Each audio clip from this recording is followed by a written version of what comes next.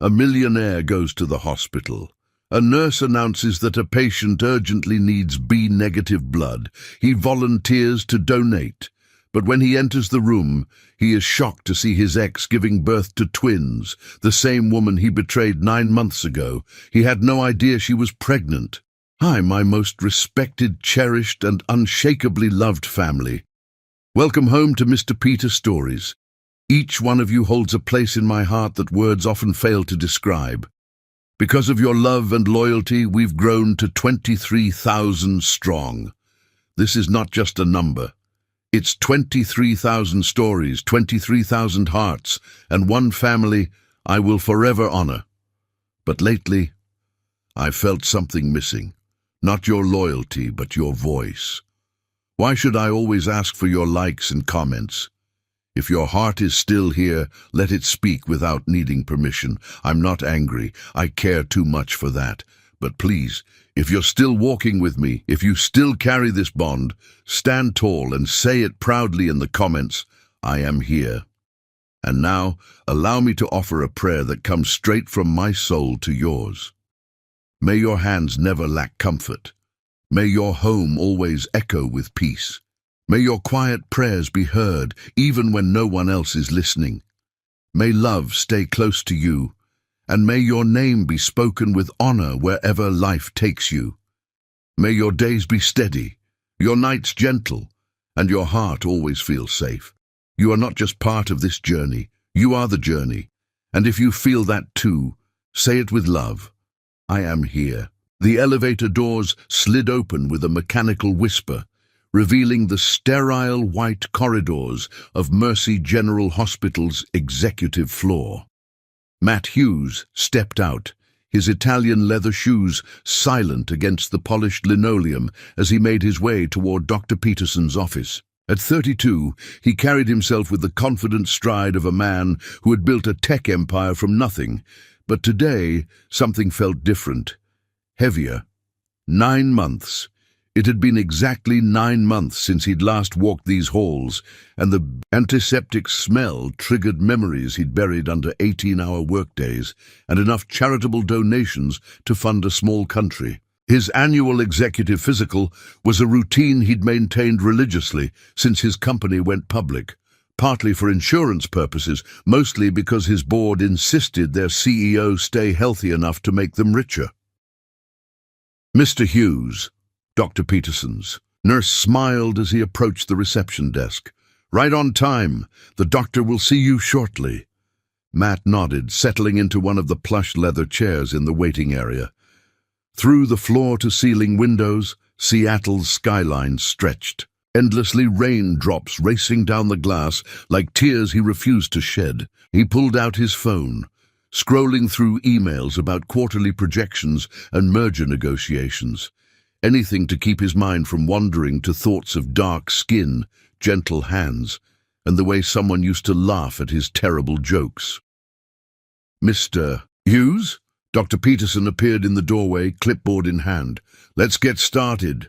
The physical proceeded with mechanical efficiency. Blood pressure, slightly elevated. Heart rate, normal, though the doctor noted Matt looked tired. Weight, he'd lost 15 pounds, not intentionally. Matt answered the routine questions about sleep patterns, stress levels, and alcohol consumption with practiced deflection.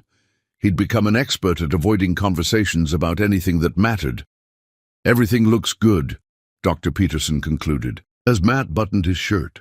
Though I'd recommend you consider talking to someone about stress management. Your cortisol levels are concerning for someone your age.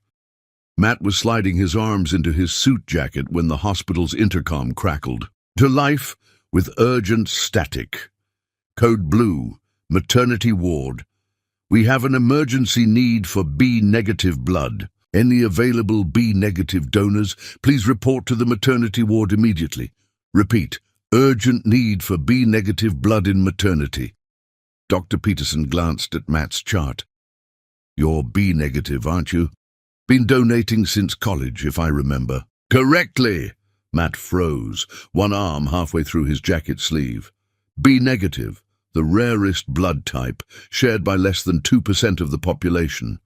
He'd been donating since his freshman year at Stanford, partly from a genuine desire to help, partly because it was one of the few ways his rare blood could be useful to someone. "Mr. Hughes?"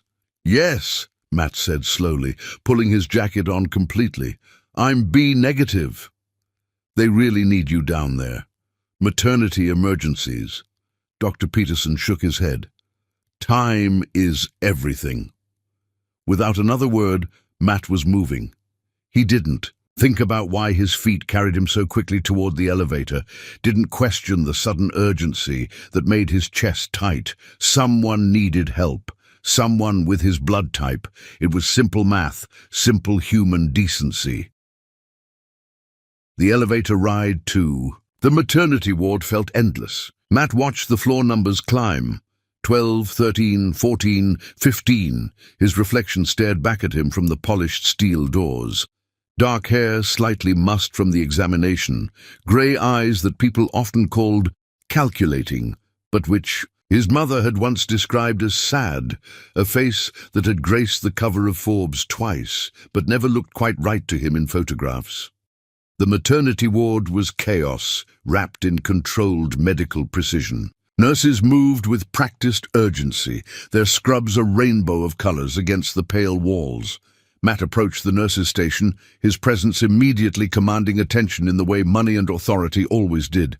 "I'm here about the B negative. Donation," he said to the first nurse who noticed him.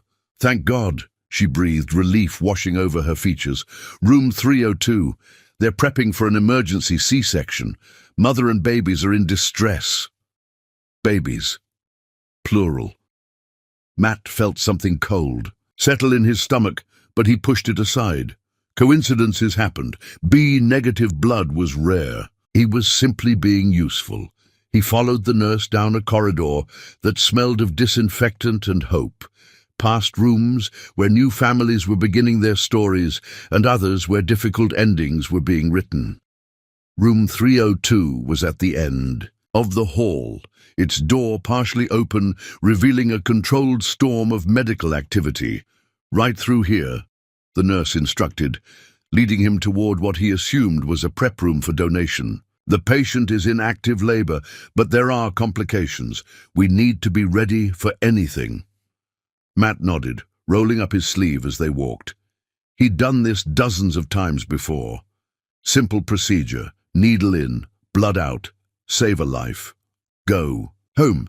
Except they weren't heading to a donation room, they were heading directly into the delivery room. "I think there's been a mistake," Matt started to say, but the nurse was already pushing through the door, and he found himself following her, into the controlled chaos of an emergency delivery. The room was a symphony of medical equipment and urgent voices. Monitors beeped steadily, tracking vital signs that Matt couldn't interpret. A team of doctors and nurses moved with practiced precision around the delivery bed, their focus laser-sharp on bringing new life safely into the world. And then Matt saw her.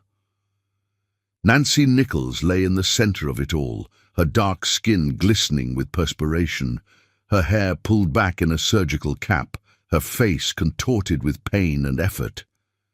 Even in the midst of labor, even with her features twisted in agony, she was the most beautiful thing he'd ever seen. She was also supposed to be a memory, a chapter closed, a mistake he'd walked away from 9 months ago. 9 months. The math hit him like a physical blow. 9 months since that night. 9 months since he'd destroyed the best thing in his life. Because he was too much of a coward to admit he was terrified of being happy. 9 months since he'd told the woman he loved that she was getting too attached and that he'd never intended for their relationship to be serious. 9 months since she'd sat in his apartment, hand pressed to her stomach in a gesture he'd been too panicked to understand, trying to tell him something important while he was busy building walls and burning bridges. "Push, Nancy," the doctor was saying. "We're almost there. One more big push." Nancy's face was a mask of concentration and pain. Her entire being focused on bringing her children, their children, into the world.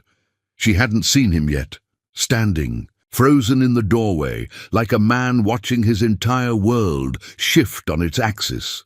"Mr. Hughes," the nurse whispered urgently beside him, "we need to get you prepped for donation. The babies might need transfusions," and Nancy's head turned at the sound of his name. Her eyes, those warm brown eyes that had once looked at him with love and trust and infinite possibility, met his across the room. For a moment, time stopped. The medical equipment fell silent. The urgent voices faded to whispers. In that suspended moment, Matt saw everything: shock, recognition, and then pure, undiluted rage flooding across Nancy's features. Her body went rigid on the delivery table, her breathing becoming sharp and shallow in a way that had nothing to do with labor. "No!" she gasped, her voice cutting through the medical chatter like a blade. "No, no, no!" "Nancy, you need to focus," the doctor said firmly. "The baby is crowning. We need you to get him out." Nancy's voice rose to a desperate shout, her eyes never leaving Matt's face. "Get him out now!" The delivery room erupted into confused voices. Nurses looked between Nancy and Matt, trying to understand the sudden crisis that had nothing to do with the medical emergency they were managing. Dr. Miranda Santos, the attending physician, looked up from her position at the foot of the bed, her face a mask of professional concern. "Nancy, who is this man?" Dr. Santos asked sharply. "Security, please escort." "I'm the father," Matt said quietly, his voice barely audible over the chaos. The words felt foreign in his mouth, weighted with a reality he'd spent 9 months refusing to acknowledge. Nancy let out a sound that was part laugh, part sob, entirely broken. "Father?" She looked at him with eyes that held enough pain to drown a man. "You're not their father. You're just the coward who ran away." Security had arrived, 2 large men in uniform looking uncertain about how to handle a situation involving a laboring woman and what was clearly a very wealthy man. Matt raised his hands slowly, his grey eyes never leaving Nancy's face. "I'll go," he said softly. "I'm sorry. I'm so sorry, Nancy." But as he turned to leave, Nancy's body was racked with another contraction, and despite everything, her anger, her pain, his presence that was clearly causing her distress, her medical training kicked in. She grabbed the nearest nurse's hand and pushed with everything she had. The first baby entered the world with a healthy cry that filled the room with joy and chaos. Matt stood frozen in the doorway, torn between Nancy's clear desire for him to leave and the impossible pull of hearing his child's first breath. "It's a boy," Dr. Santos announced, lifting the tiny, perfect infant. "He's beautiful, Nancy." Tears streamed down Nancy's face, but when her eyes found Matt again, they held nothing but cold fury. "Get him out!" she screamed again, her voice hoarse from effort. "I don't want him here. I don't want him to see them." "Another contraction," Dr. Santos warned. "Nancy, the second baby is coming. I need you to focus." Security moved toward Matt, but he was already backing toward the door, his heart breaking with every step. The last thing he saw before they escorted him from the room was Nancy's face, beautiful and fierce and absolutely devastating in her rejection of his presence at the most important moment of their children's lives. In the hallway, Matt slumped against the wall, his legs unsteady. Through the partially open door, he could hear the medical team working, Nancy's efforts, and then, the moment their second child entered the world with cries as strong as her brother's. A daughter. He had a son and a daughter who would grow up knowing their father as the man who'd abandoned their mother. Matt Hughes had built an empire worth billions, had never failed at anything he'd set his mind to. But unlike his business ventures, this failure might never be fixable. Chapter 2. Unspoken Truths. 9 months earlier. The charity gala at Mercy General Hospital was exactly the kind of event Matt Hughes usually endured rather than enjoyed. Champagne flutes clinked against forced conversation.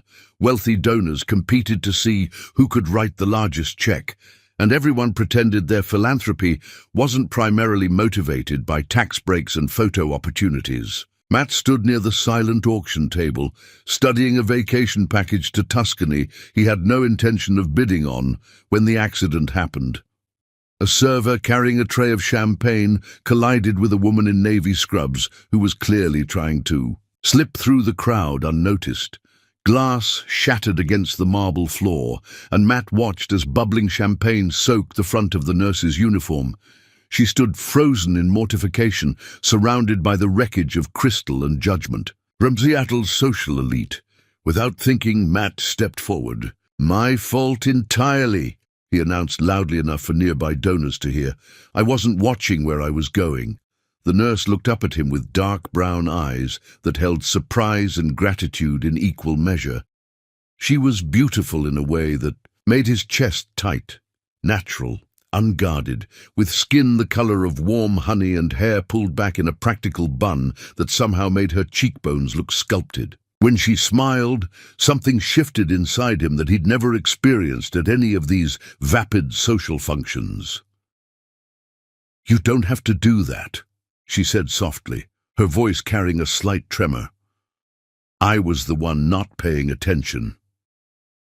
"Nancy Nichols," she introduced herself, extending a hand that was steady despite the champagne dripping from her scrubs. "Pediatric nurse, 3rd floor. "Matt Hughes," he replied, taking her hand and feeling an electric shock of connection that had nothing to do with static electricity. Professional party crasher, apparently.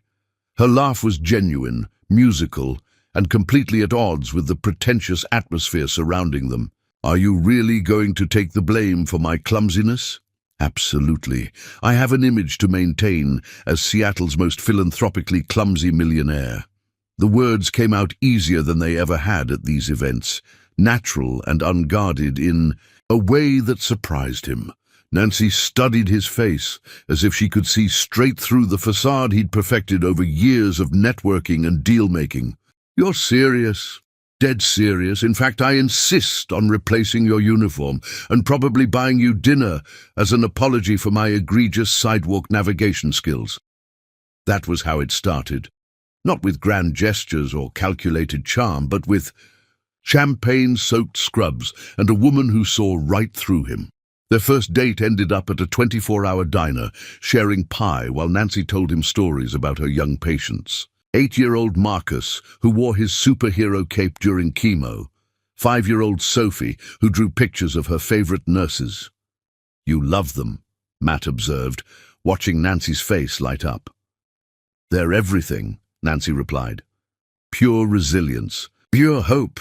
They face things that would destroy most adults, and they still find ways to believe in tomorrow." Matt had never met anyone who spoke with such passion about healing children. His own career was built on strategic acquisitions, profitable but hardly inspiring. "What drives you?" Nancy asked. "When you're not taking blame for champagne catastrophes?" Looking at Nancy across their table, he found himself wanting to be driven by something meaningful. "I'm still figuring that out," he admitted, more honesty than he'd given anyone in years. Their relationship developed with frightening intensity. Matt began spending evenings at the hospital, not for publicity, but because Nancy's shift ended at 7, and he couldn't bear going to sleep without seeing her face. Nancy's tiny apartment felt more like home than his penthouse ever had. They made love like people who'd been starving. Nancy was generous and uninhibited, tracing the scars on his chest with gentle fingers and not asking questions he wasn't ready to answer. "I love you," Nancy whispered one night as they lay tangled in sheets. "I know it's too soon, but I love you, Matt Hughes." The words terrified him. Love meant vulnerability, and vulnerability meant eventual abandonment. "I love you too," he whispered back, meaning it more than anything in his life. That was his first mistake. As their relationship deepened, Nancy began talking about their future with casual confidence. Meeting his friends, he realized he had none. Meeting her family at Christmas, he panicked and changed the subject. Moving in together, each conversation felt like a trap closing around him.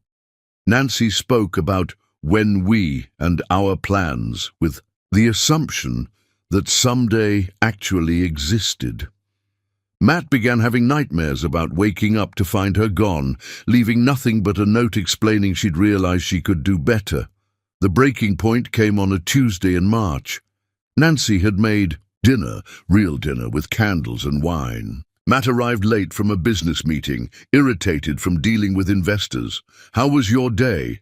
Nancy asked warmly. "Fine," Matt replied, the same non-answer he'd been giving for weeks. Nancy set down her fork. "You're pulling away from me." Matt felt his chest tighten with familiar panic. "I'm not pulling away, I'm here." "Physically, yes. Emotionally." Nancy shook her head. "It's like you're preparing for this to end." She was right. He'd been preparing since the moment it began, because everything good eventually ended. "Maybe we're moving too fast," Matt said carefully. Nancy's face went still. "What does that mean?" "Maybe we should slow down. Think about what we really want." "I know what I want," Nancy said quietly. "I want you. I want us. I want to build something real." Her certainty terrified him more than any business negotiation ever had. "Nancy," he started, but she held up her hand. "Never mind, I have something to tell you, and maybe it will help clarify things." She took a deep breath. "I'm pregnant, Matt. We're going to have a baby." The words hit him like a physical blow. Pregnant, baby, the ultimate trap, the final chain that would bind him to someone he was destined to hurt. He stared at her across the table, watching hope and fear war across her beautiful features, and felt something inside him snap completely. "You're what?" His voice came out cold, controlled, nothing like the warmth she deserved. "Pregnant," Nancy repeated, her confidence cracking at his tone. "I know we haven't discussed children, but I hoped you'd be happy." Happy. She expected joy about being permanently bound to someone who would eventually realize he wasn't worth loving. "This is exactly what I mean," Matt said, standing abruptly. "You're getting too attached, Nancy, making assumptions about us." Nancy's face went pale. "What this is? Matt, I love you. You said you loved me too." "I never said this was permanent," he lied, hating himself with every word. "I never promised you forever." "You didn't have to promise it," Nancy whispered, her voice breaking. "I could feel it. Every time you touched me, every time you looked at me like I was the only woman in the world." "You read too much into things," Matt cut her off, his voice deliberately cruel. "I enjoy spending time with you, but that doesn't mean I want to play house and start a family. We're from different worlds, Nancy. This was never going to be permanent."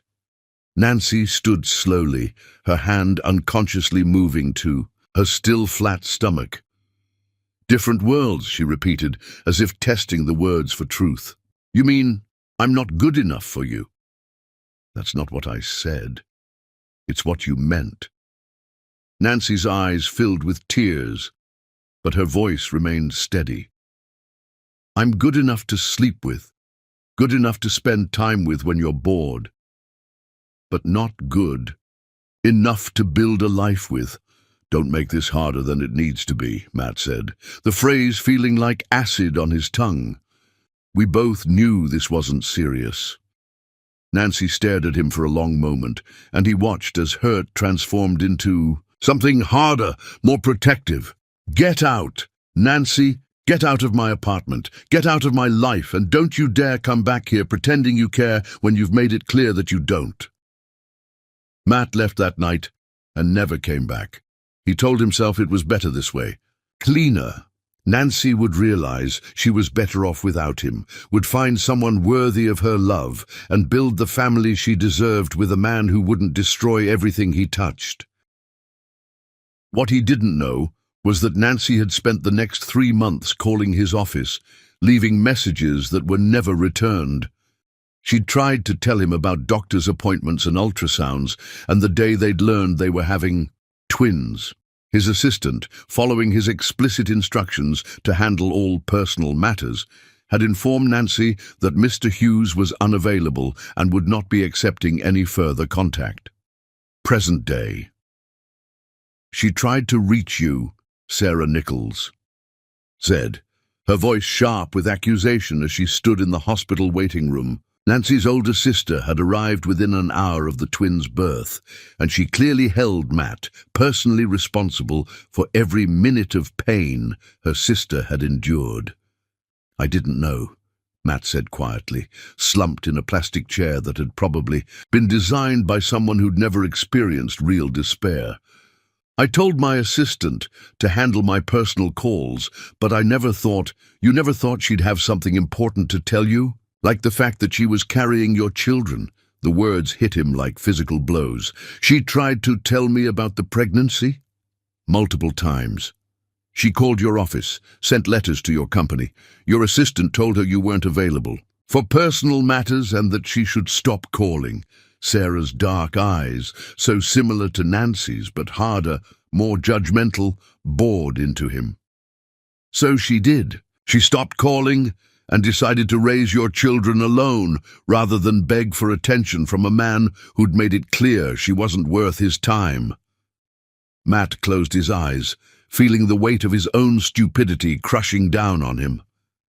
I didn't. No, he repeated, but the words felt inadequate even to his own ears. You didn't want to know, Sarah corrected. There's a difference. Through the window of the family waiting area, Matt could see nurses moving efficiently through the hallways, carrying flowers and balloons to rooms where new families were celebrating the best day of their lives. Somewhere in this building, Nancy was recovering from giving birth to his children she'd carried alone for 9 months, while he'd convinced himself he was protecting her by staying away. What are their names? He asked quietly. Sarah studied his face for a long moment before answering.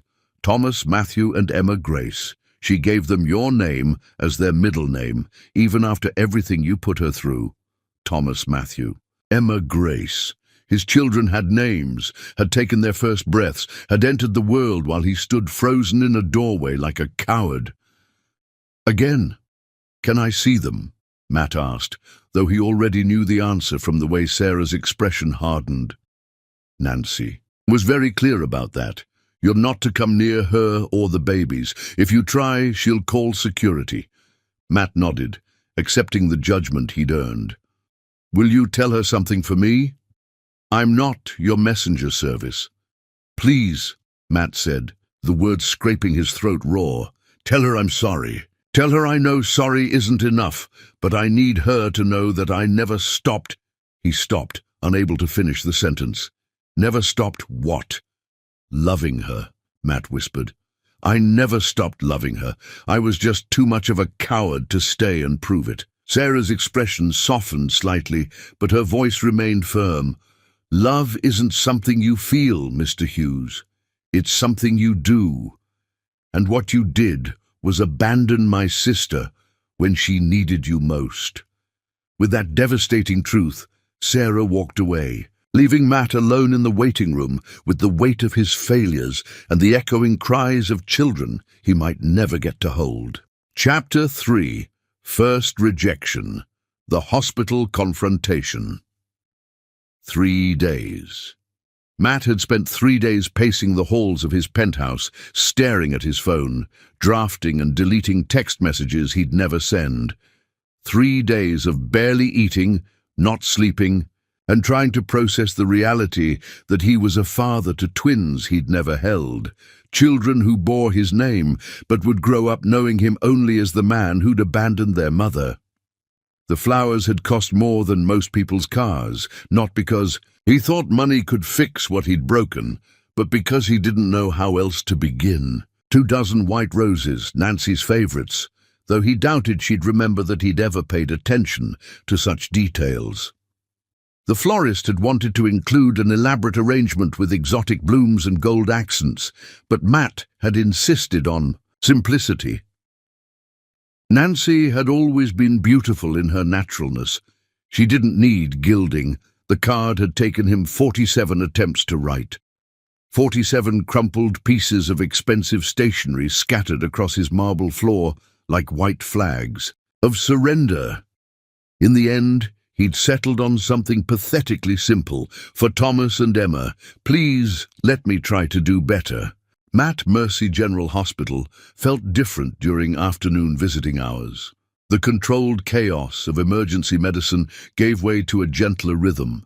Families coming and going, grandparents meeting grandbabies for the first time, new fathers walking the halls with exhausted pride written across their faces. Matt moved through this landscape of joy, feeling like an intruder, his expensive suit and guilty conscience marking him as someone who didn't belong in this world of natural happiness. Room 318. Nancy's room number had been surprisingly easy to obtain. A generous donation to the hospital's children's wing had made the nursing staff remarkably accommodating. Not bribery exactly, but close enough to make Matt hate himself a little more. He stood outside her door for a full 5 minutes, listening to the soft sounds from within, a television playing quietly, the rustle of bedsheets, and underneath it all, the tiny noises that could only come from newborns. His children, Thomas and Emma, 2 lives he'd helped create but had no right to claim. Taking a breath that felt like swallowing glass, Matt knocked gently. "Come in," Nancy's voice called, warm and tired and completely unprepared for what was coming. Matt pushed open the door and stepped into a room that felt like stepping into sunlight. Nancy sat propped, up in the hospital bed, her hair loose around her shoulders, wearing a soft yellow robe that made her skin glow. She was more beautiful than his memory had managed to preserve. Motherhood had added something radiant to her features, a soft contentment that made his chest ache with longing. But it was the babies that stopped his heart completely. Nancy held, one against her chest, skin-to-skin contact that spoke of maternal instinct and fierce protection. The baby, he couldn't tell if it was Thomas or Emma from the doorway, was tiny and perfect, with dark hair and skin that was a beautiful blend of both parents. The second baby lay sleeping in a bassinet beside the bed, equally perfect, equally miraculous. For a moment, the 3 of them existed in a bubble of peaceful perfection. This was what he'd thrown away. This was the family he'd been too terrified to claim.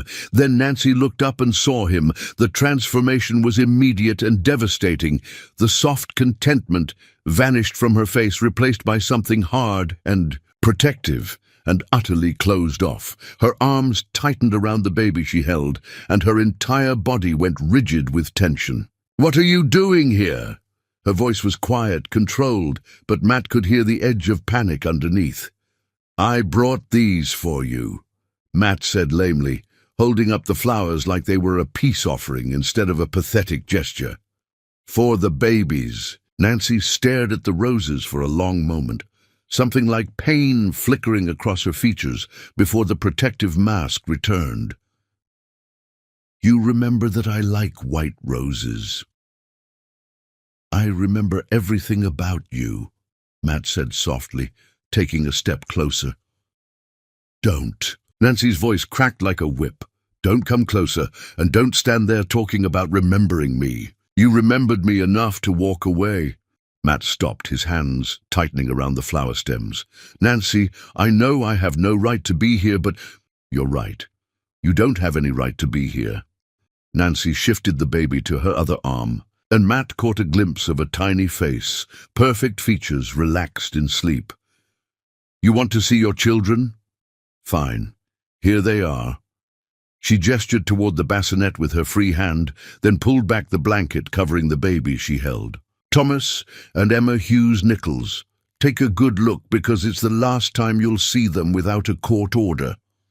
The names hit him like physical blows. Hughes Nichols. She'd given them his name, even after everything, even after he'd destroyed Her trust, and abandoned her when she was most vulnerable.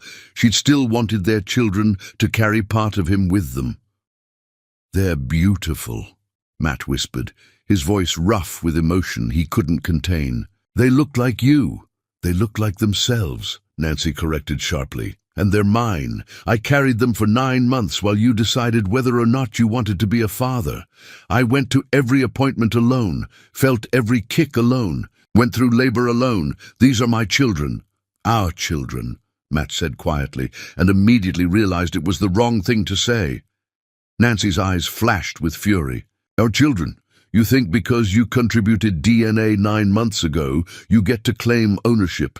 You called me clingy, Matt. You said I was getting too attached, like love was some kind of disease. Now you want to attach yourself to my children." The tat, baby in her arms, stirred at the sound of raised voices, making a small noise of distress. Nancy immediately softened her tone, cooing gently and rocking the infant back to sleep with practiced ease. The sight of her natural maternal instincts made Matt's chest tighten with a mixture of awe and regret. "I was scared," Matt said, his voice barely above a whisper. "I was terrified of being a father, of being responsible for someone else's happiness. I'd never had a family before, Nancy. I didn't know how to—" "Scared?" Nancy's laugh was bitter and sharp. "You think you were the only one who was scared. I was 28 years old, pregnant with twins, and the man I loved told me I was too attached to him. Do you think I wasn't terrified?" Matt wanted to cross the room, to kneel beside her bed and beg for forgiveness, to explain about foster homes and abandonment and the bone-deep terror that came from loving someone too much. But the way Nancy held their child, protective, defensive, like she was shielding the baby from his very presence, made it clear that explanations were 9 months too late. "I'm sorry," he said instead, the words feeling inadequate and hollow. "I know that doesn't fix anything, but I'm so sorry, Nancy. Sorry doesn't change the fact that I went through pregnancy alone. Sorry doesn't change the fact that I had to choose names by myself, that I had to feel them move and grow without anyone to share it with. Sorry doesn't change the fact that when I went into labor, I was terrified I might die, and they'd never know their father because you'd made it clear you didn't want to be found." Each word was a precisely aimed blow, and Matt took them all because he deserved everyone. He'd earned her anger, her pain, her absolute right to protect their children from the man who'd already proven himself unreliable. "What can I do?" Matt asked desperately. "How can I make this right?" Nancy stared at him for a long moment, and for just an instant he saw something that might have been longing flicker across her features. Then it was gone, replaced by iron resolve. "You can leave," she said quietly. "You can walk out of this room and let me raise my children in peace." "I can't do that," Matt said, his voice breaking. "They're my children too, Nancy. I know I don't deserve them, but I can't just walk away again." "You already walked away," Nancy reminded him, her voice steady despite the tears gathering in her eyes. "You looked me in the face and told me we were from different worlds, that what we had wasn't serious. You made your choice 9 months ago. I made the wrong choice. Yes, you did. And now you have to live with the consequences." Nancy reached over and pressed the call button beside her bed. "I think you should leave before I call security." Matt felt panic rising in his chest. This couldn't be how it ended. He couldn't lose them again before he'd even had a chance to try. "Nancy, please, just give me a chance to—" "No." The word was final, absolute. "You don't get to decide when you're ready to be a father, Matt. You don't get to show up when it's convenient for your guilt and expect me to welcome you with open arms." The door opened and a nurse appeared, her expression professional but concerned. "Is everything all right, Nancy?" "Mr. Hughes was just leaving," Nancy said without taking her eyes off Matt's face. "He won't be coming back." The nurse looked between them, clearly sensing the tension but uncertain how to proceed. Matt made the decision for her, setting the roses on the bedside table and backing toward the door. "This isn't over," he said quietly, but Nancy shook her head. "Yes, it is. The same way it was over 9 months ago when you decided I wasn't worth fighting for."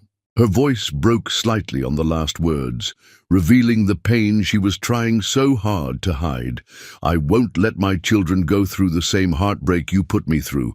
I won't let them wonder why they weren't enough to make their father stay." Matt wanted to tell her that it had never been about her not being enough, that she'd been too much, too perfect, too good for someone as broken as him. But the words stuck in his throat because he knew they would sound like excuses. And Nancy deserved better than excuses. "I love you," he said instead, the words torn from somewhere deep in his chest. "I love you, and I love them. And I know I have no right to say that after what I did, but love isn't what you feel."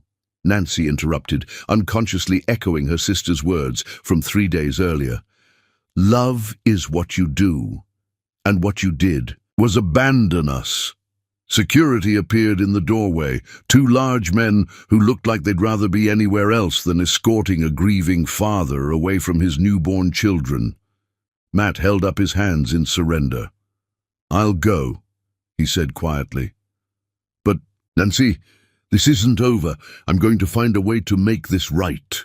Nancy's hands shook as she adjusted the baby in her arms, but her voice remained steady. "Don't contact me again, Matt. If you want to see them, you can go through the courts. But I won't make it easy for you. I won't let you hurt them the way you hurt me." Matt walked out of that hospital room, feeling like he was leaving pieces of his soul behind. In the elevator, surrounded by other visitors heading home to their own families, he finally understood the true cost of his cowardice. He'd lost more than Nancy's love. He'd lost the right to be a father to his own children. But as the elevator descended toward the parking garage, carrying him away from everything that mattered, Matt made a decision that surprised him with its clarity. Nancy was right. Love wasn't what you felt. It was what you did. And for the first time in his life, Matt Hughes was going to fight for something that mattered more than money or success or protecting himself from pain. He was going to fight for his family, even if it took everything he had. Chapter 4. Second, rejection, legal warfare. The law offices of Morrison, Klein & Associates occupied 3 floors of downtown Seattle's most prestigious building. Richard Morrison handled only high-profile cases requiring discretion that could only be bought with obscene money. Matt sat across from Morrison's mahogany desk, feeling every inch the desperate father he'd become. 2 weeks had passed since Nancy ordered him out of her hospital room. "Paternity establishment is straightforward," Morrison said. "We file the petition, request DNA testing, and within 60 days you'll have legal recognition. From there, we pursue visitation rights, even joint custody." "Joint custody," Matt repeated. "Half their lives, half their bedtime stories, half their Christmas mornings. Ms. Nichols will contest it," Morrison continued, "but you're financially stable, have no criminal record, and can provide advantages she simply can't match. Private schools, trust funds, opportunities she could never afford on a nurse's salary." The casual dismissal of Nancy's worth made Matt's jaw tighten. "This isn't about money. Mr. Hughes, in family court, everything is about what's best for the children. A judge will have difficulty arguing that a struggling single mother can provide better opportunities than a man of your resources. What are my chances? Excellent, as long as you can demonstrate genuine interest, which your willingness to pursue legal action shows. I'd say better than 70% odds." "Draft the papers," Matt said, hating himself. Nancy stared at the legal documents spread across her kitchen table, the formal language seeming to leap off the pages like accusations. Petition for paternity determination and custody rights. Motion for court-ordered visitation. Request for genetic testing. Her one-bedroom apartment felt even smaller with her sister Sarah pacing angrily across the worn carpet, baby Emma sleeping peacefully in her arms while Thomas dozed in his bouncer near the window. This was supposed to be their safe space, their sanctuary from the world and its complications. Now it felt invaded by legal terminology and the weight of Matt's determination to insert himself into their carefully constructed life. "He's actually doing it," Sarah said, her voice tight with fury. "He's actually trying to take them away from you." "Not take them," Nancy corrected wearily, though the distinction felt academic. "The petition is for shared custody and visitation. Rights. He wants to be their father." 9 months too late. Nancy couldn't argue with that. 9 months of pregnancy, 2 weeks of newborn life, and countless moments when she'd wondered if their father would ever want to know them. Now, faced with legal action instead of genuine remorse, she felt something harden inside her chest that might never soften again. Margaret Yates arrived 30 minutes later, her no-nonsense demeanor and budget briefcase a stark contrast to whatever legal firepower Matt had undoubtedly assembled. Legal aid attorneys didn't wear designer suits or charge fees that could feed a family for a year. But Margaret had 20 years of experience fighting for women who couldn't afford better representation. "I've reviewed the petition," Margaret said without preamble, settling into Nancy's second-hand chair with the ease of someone accustomed to making do. "Mr. Hughes has strong legal counsel and significant financial resources. This isn't going to be a simple case." "What are my chances of keeping them?" Nancy asked, unconsciously echoing Matt's question from Morrison's office. "Honestly, if this goes to trial, it's going to be difficult. Fathers' rights advocates have been very successful in recent years, and judges are increasingly reluctant to deny paternity rights without evidence of abuse or neglect." Margaret's expression softened slightly. "You're a good mother, Nancy, but the court's primary concern is what's best for the children, and they'll look at things like financial stability, educational opportunities, and long-term advantages." "So money wins," Nancy said bitterly. "Money helps," Margaret corrected, "but it's not everything. Mr. Hughes abandoned you during your pregnancy. He made no effort to be involved until the children were already born. That pattern of behavior is something we can use." "Money helps," Margaret corrected, "but it's not everything. Mr. Hughes abandoned you during your pregnancy. He made no effort to be involved until the children were already born. That pattern of behavior is something we can use." Nancy felt a spark of hope. "How?" "We challenge his commitment. If he truly wanted to be a father, why didn't he respond when you tried to contact him? Why did he wait until after the birth to assert his rights? We paint a picture of a man who wants to play father when it's convenient, but has no real understanding of the daily responsibilities involved." It felt like preparing for war, which Nancy supposed was exactly what this was. A custody battle where her children would become pawns and their family's private pain would be dissected in a courtroom full of strangers. "There's something else," Margaret added carefully. "Mr. Hughes has significant resources, which means he can drag this out for months, possibly years. Legal aid can represent you, but our resources are limited. If he wants to wear you down through extended litigation..." The implication hung in the air like a threat. Matt could afford to fight for as long as it took. Nancy was already struggling to balance work with caring for newborn twins. Adding months of legal battles would stretch her past her breaking point. "I won't give up my children," Nancy said quietly, but with steel in her voice. "I don't care how long it takes or how much money he has. They're mine." The King County Family Court building was a monument to bureaucratic efficiency, all concrete and fluorescent lighting, designed to strip emotion from proceedings that were, by their very nature, deeply personal.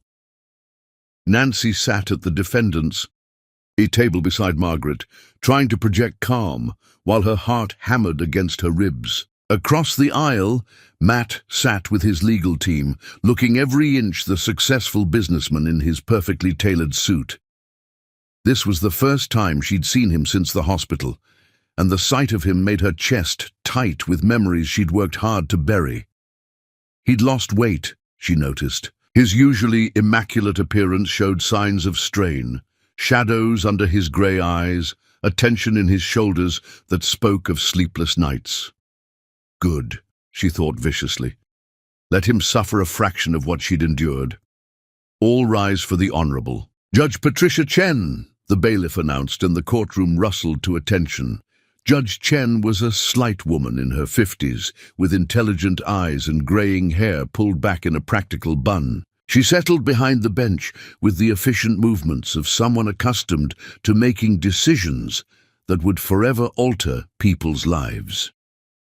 We're here for the matter of Hughes vs. Nichols, regarding paternity determination and custody arrangements. For minor children, Thomas Matthew Hughes Nichols and Emma Grace Hughes Nichols. Judge Chen's voice carried the weight of judicial authority. Mr. Morrison, you may proceed with your opening statement. Morrison rose with theatrical precision, every movement calculated for maximum impact. Your Honor, this case is fundamentally about a father's right to know and care for his children. Mr. Hughes acknowledges that his initial response to Ms. Nichols's pregnancy was inadequate, but he stands before this court today, ready to accept full responsibility for his children's welfare and future. Nancy felt sick listening to the sanitized version of events. Inadequate response made it sound like Matt had simply failed to send flowers, not that he'd deliberately destroyed their relationship and fled from responsibility. Mr. Hughes is prepared to provide financial support, educational opportunities, and stability that will ensure these children have every advantage in life, Morrison continued. He's not seeking to diminish Ms. Nichols' role as their mother, but rather to establish his rightful place as their father. When Morrison sat down, Margaret rose with quiet dignity. She lacked Morrison's theatrical flair, but her words carried the weight of truth and lived experience. Your Honor, Mr. Hughes may be ready to be a father now, but he wasn't ready when Ms. Nichols needed him most. During her pregnancy, she attempted multiple times to contact him, to include him in medical appointments and preparations for their children's arrival. His office repeatedly told her he was unavailable for personal matters.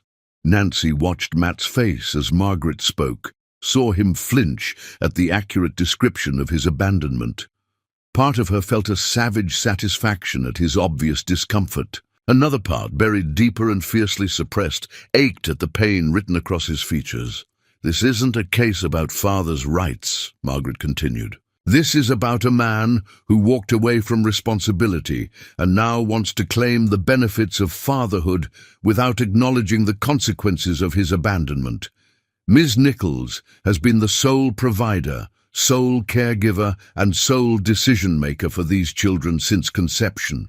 She's asking this court to protect her children from the emotional instability of a man who has already proven he will leave when circumstances become difficult. The words hit their target.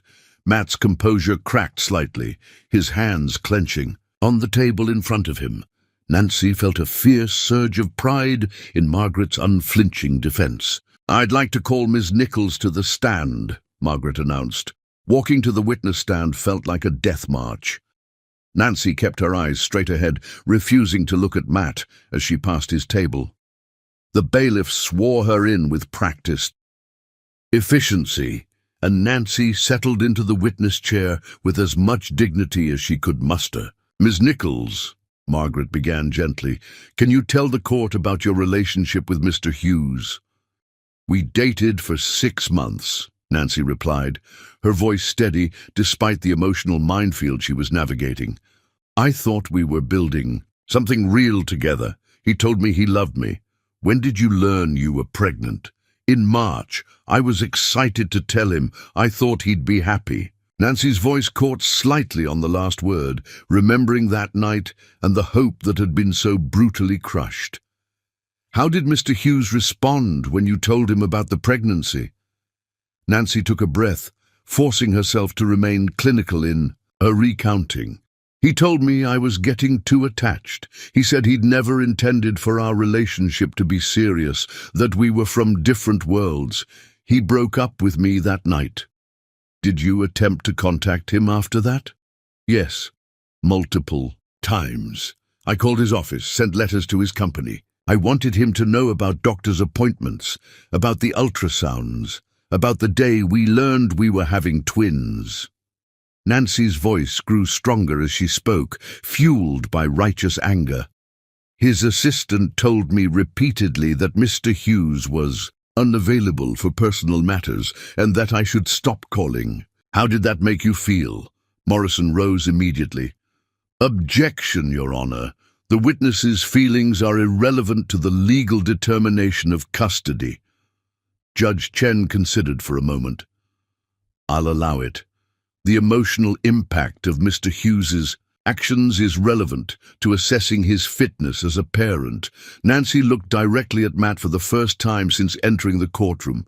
His grey eyes were fixed on her face with an expression of such profound regret that she almost lost her composure. It made me feel worthless, she said quietly, like I was something to be discarded when I became inconvenient. I realized that the man I'd fallen in love with either never existed or was someone I'd never really known. Morrison's cross-examination was brutal but predictable. He painted Nancy as vindictive, as a woman keeping children from their father out of spite. He questioned her financial ability to provide for twins, suggested that her work schedule as a nurse would leave the children in daycare while Matt could afford full-time nannies and the best private schools. Nancy answered each question with calm precision, refusing to be rattled by Morrison's obvious attempts to make her appear unstable or vindictive. But she could feel the courtroom's mood shifting, could sense that Morrison's arguments about financial advantages and opportunities were having their intended effect. When Matt took the stand, Nancy braced herself for more sanitized explanations and carefully crafted remorse. Instead, she got something that surprised her, raw, unvarnished truth. I was terrified, Matt said in response to Morrison's question about his initial reaction to the pregnancy news. I'd grown up in foster care, never had a real family. The idea of being responsible for someone else's happiness, of potentially failing children the way my own parents had failed me. I panicked. But you're ready now to accept that responsibility? I'm ready to try, Matt corrected. I can't promise I'll be perfect, but I can promise that I'll never abandon them again. They deserve better than what I gave Nancy, and I want the chance to prove that I can be the father they need. Margaret's cross-examination was merciless. Mr. Hughes, you say you were terrified of being a father. Were you also terrified of being a boyfriend, a partner, a husband? Yes. But you entered into a relationship with Ms. Nichols anyway, knowing you had these issues? Matt's jaw tightened. I thought I could handle it. You thought you could handle it, Margaret repeated. But when it became real, when there were actual consequences to your relationship, you ran. Yes. And now you want this court to believe that you're ready to handle the responsibilities of fatherhood? I've been in therapy, Matt said quietly. I'm working on my issues. For how long? Matt hesitated. 6 weeks. 6 weeks of therapy to address a lifetime of abandonment issues, Margaret said, her voice dripping with skepticism. Mr. Hughes, if you couldn't commit to a relationship with the woman you claim to love, how can you commit to children who will need you every day for the next 18 years? The question hung in the air like an accusation. Matt looked across the courtroom at Nancy, and she saw something break in his expression. I can't make any promises about forever, he said finally. But I can promise that I want to try. These are my children, and I want the chance to know them, even if that means disrupting the stable home Ms. Nichols has created. I don't want to disrupt anything. I want to be part of it." Margaret smiled coldly. "Mr. Hughes, you can't have it both ways. You can't abandon someone and then expect to be welcomed back into their life when it suits you. Fatherhood isn't a part-time job you take when you're ready for it." Judge Chen called a brief recess, and Nancy followed Margaret into the hallway, her hands shaking with adrenaline and suppressed emotion. "How did we do?" Nancy asked. Margaret's expression was grim. "He was more honest than I expected, which actually hurts our case. The court likes to see remorse and growth. And his financial advantages are real, Nancy. A judge looking at private schools versus public schools, trust funds versus student loans. It's going to be a factor." When court reconvened, Judge Chen delivered her ruling with the clinical precision of someone accustomed to altering lives with a few words. This court recognizes Mr. Hughes as the biological father of the minor children and grants him supervised visitation rights, beginning with 2 hours every Saturday in a neutral location. Ms. Nichols will retain primary physical custody. Mr. Hughes is ordered to pay child support in the amount of $3,000 per month. This arrangement will be reviewed in 6 months to assess Mr. Hughes' consistency and commitment to his parental responsibilities. Nancy felt simultaneously victorious and defeated. She'd kept primary custody, but Matt had gotten exactly what he'd asked for: legal recognition and access to their children. The battle was won, but the war was far from over. Outside the courthouse, Nancy stood on the steps while Margaret packed her papers. Matt emerged alone, his legal team having vanished into black sedans. For a moment, only 3 feet of concrete and 9 months of hurt separated them. "Nancy," Matt said quietly, exhaustion weighing his voice. She faced him, surprised by her own composure. "You got what you wanted. Congratulations." "This isn't what I wanted," Matt replied. "I wanted you to forgive me. I wanted us to find our way back to each other." Nancy's laugh held no humor. "You wanted a fight? You got one, and you lost. Don't contact me outside of court-mandated visits, Matt. We're done."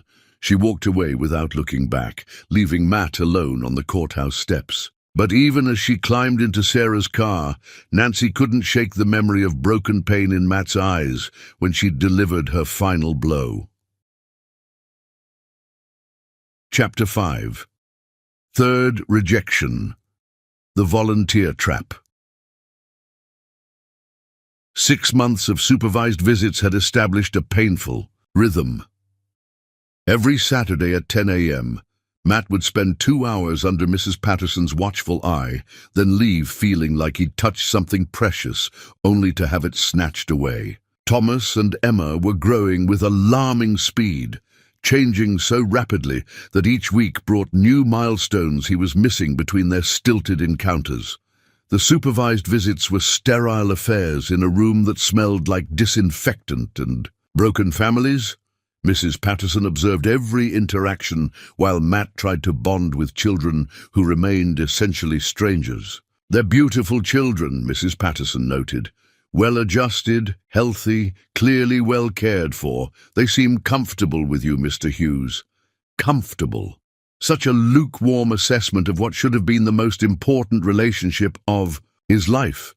The therapy sessions with Dr. Rebecca Walsh had become the most honest conversations of Matt's life. Twice a week, he dissected 32 years of emotional avoidance and abandonment issues. "Tell me about this week's visit," Dr. Walsh said. Emma laughed, Matt said, wonder in his voice. Really laughed. I was making faces at her and she thought it was the funniest thing in the world. How did that make you feel? Like getting a taste of water when you're dying of thirst. What would it take to prove that you've changed? Time, Matt said immediately. Consistency. Being there when I say I will every time, for as long as it takes. This conversation led to his decision to volunteer at Mercy General's pediatric ward. Working with children fighting for their lives put his problems in perspective. The kids didn't care about his net worth. They just wanted someone to read stories and play games and listen to their fears. Matt had been volunteering for 3 months when Nancy discovered his presence. 3 months of reading to 8-year-old Marcus, who insisted Batman could beat cancer through sheer determination. 3 months of playing board games with Sophie, who drew pictures of her favorite nurses and demanded Matt hang them on the playroom wall. 3 months of learning that being genuinely useful felt better than any business success. He was mid-game of Connect 4 with 10-year-old David when he saw Nancy walk past the playroom window. She stopped mid-stride, her face cycling through surprise, recognition, and fury. Matt's heart rate spiked, but he forced himself to finish the game. David was undergoing chemotherapy for leukemia, and their weekly games had become the highlight of both their weeks. The boy deserved his full attention, regardless of the storm that was undoubtedly brewing in the hallway. "You let me win," David accused, but he was grinning as he said it. "I would never," Matt replied with mock seriousness. "You're just getting too good at this game. Will you be here next week?" The question that had become ritual, because children in pediatric cancer wards learned early that adults made promises they couldn't keep. Matt met David's eyes with the honesty the boy deserved. "I'll be here," he said simply, and meant it with every fiber of his being. Nancy was waiting for him in the hallway when he left the playroom, her arms crossed and her expression thunderous. She'd changed out of her scrubs into jeans and a sweater, which meant her shift was over and she'd been waiting specifically to confront him. "We need to talk," she said without preamble. "Now!" Matt followed her down the corridor, past the nurses' station where several of Nancy's colleagues watched with undisguised curiosity. He'd been careful not to mention his connection to Nancy during his volunteer work, introducing himself simply as Matt, a businessman who wanted to give back. But hospital gossip being what it was inevitable that someone would make the connection between the man reading to children and Nancy's baby daddy who'd been causing such drama. Nancy led him to the parking garage, her heels clicking against concrete with sharp, angry rhythm. The sound echoed off the low ceiling, creating an atmosphere that felt distinctly confrontational. When they reached her car, Nancy turned to face him with the controlled fury of someone who'd been planning this conversation for hours. "You're stalking me at my workplace now?" Her voice echoed off the concrete walls, carrying the weight of months of suppressed anger. "Using sick children to manipulate me? That's low even for you." The accusation hit Matt like a physical blow. "Nancy, it's not what you think. It's exactly what I think," she interrupted, stepping closer until he could see the gold flecks in her brown eyes that had once looked at him with love. "You're volunteering with pediatric patients because you know I work here. You're trying to rehabilitate your image, playing the part of the caring father figure while you fight me for custody of our children." "That's not why I'm here," Matt said desperately. "I volunteer because these kids need people they can count on." Nancy cut him off, her voice rising with each word. "They need adults who won't disappear when things get hard. They don't need you using them as props in your campaign to convince a judge that you're father material." Matt felt anger flare in his chest, not at Nancy, but at the impossible situation he'd created for himself. Everything he did now was suspect, every gesture interpreted through the lens of his past failures. He couldn't volunteer at a hospital without it being manipulation. He couldn't express genuine care for sick children without it being strategic. "You're wrong," he said quietly, but with steel in his voice. "I'm here because David looks forward to our games, because Marcus needs someone to believe in his superhero theories, because Sophie draws me pictures that I hang on my refrigerator and think about every day." "Right," Nancy said with bitter sarcasm. "The rich guy who abandoned his own children suddenly cares about other people's kids. How convenient. I am trying to be a better person." Matt said, his voice breaking slightly on the words.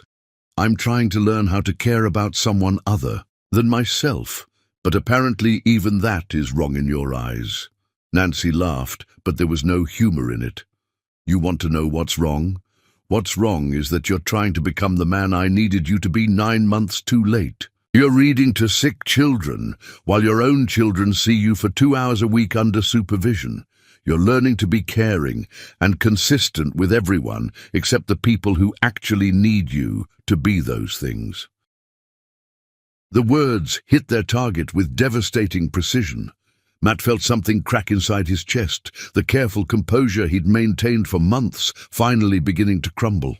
I see them every week, he said weakly. I'm trying to build a relationship with Thomas and Emma. 2 hours on Saturday is not a relationship, Nancy shot back. It's an appointment. Those children don't know you, Matt. They don't trust you. They don't run to you when they're scared or look for you when they're happy, because you haven't earned those things. But somehow you think volunteering here will prove you're ready to be a father. Matt wanted to explain about the therapy, about the progress he'd made in understanding his own psychology, about the way working with terminally ill children had taught him about courage and resilience. But Nancy's anger was a wall he couldn't breach with explanations or justifications. I'm trying, he said simply, the words inadequate but honest. You're performing, Nancy corrected, her voice deadly quiet. You're putting on a show for the court, for the social workers, for everyone except the people who actually matter. Those children trust you because they don't know what you really are. But I do. I know you run when things get real. She moved toward her car, fishing keys out of her purse with hands that trembled slightly despite her controlled fury. Matt stepped forward instinctively, some part of him still believing he could fix this with the right words.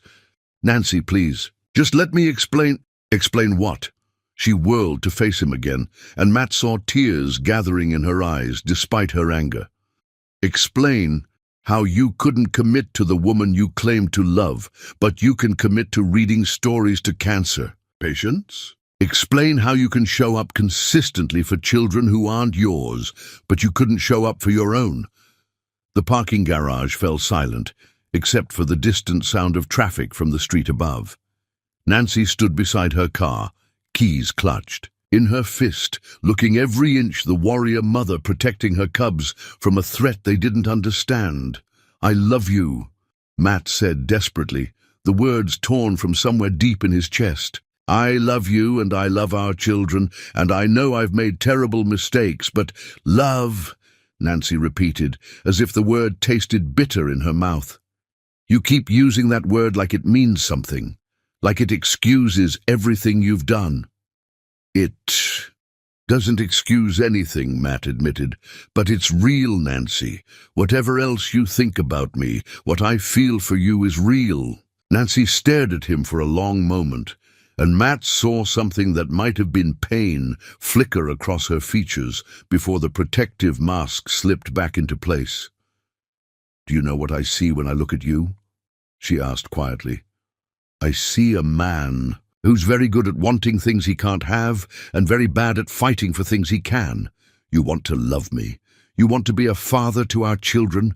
Then stop performing for everyone else and start doing the work where it actually matters. She opened her car door, then paused to deliver one final devastating blow. Those children in there. She gestured toward the hospital. They trust you because they don't know you'll leave.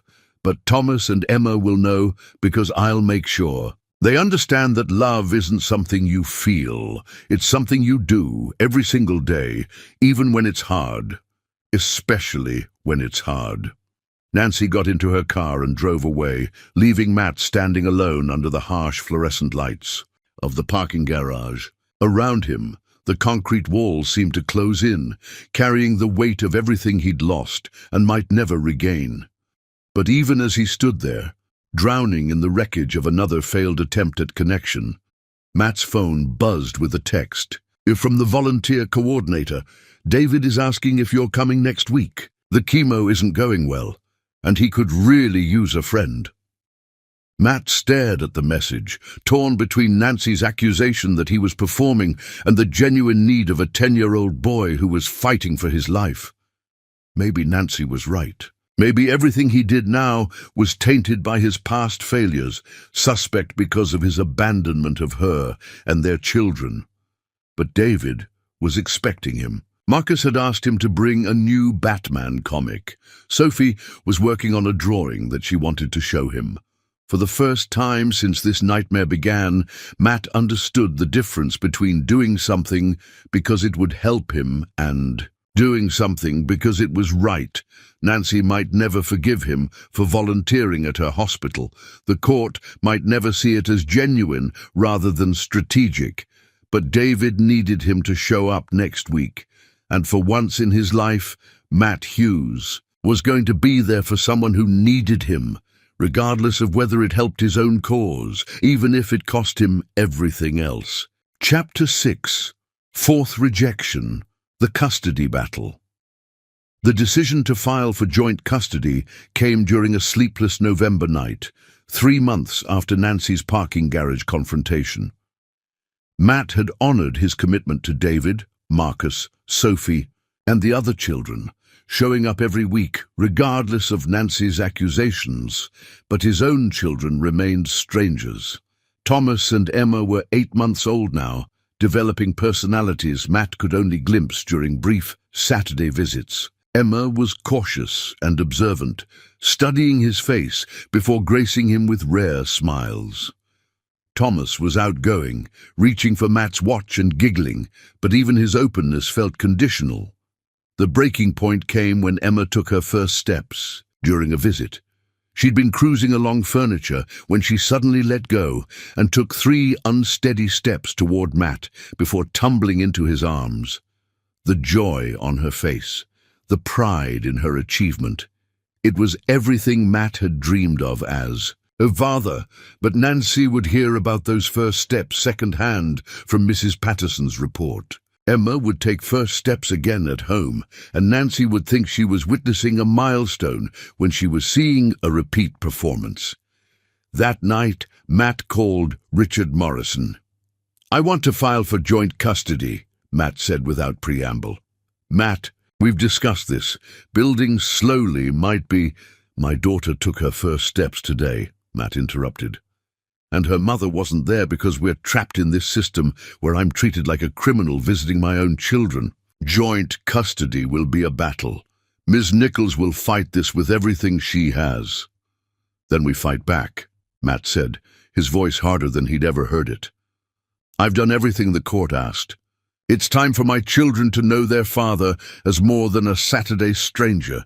Are you sure? Once we file, there's no going back. This will get ugly."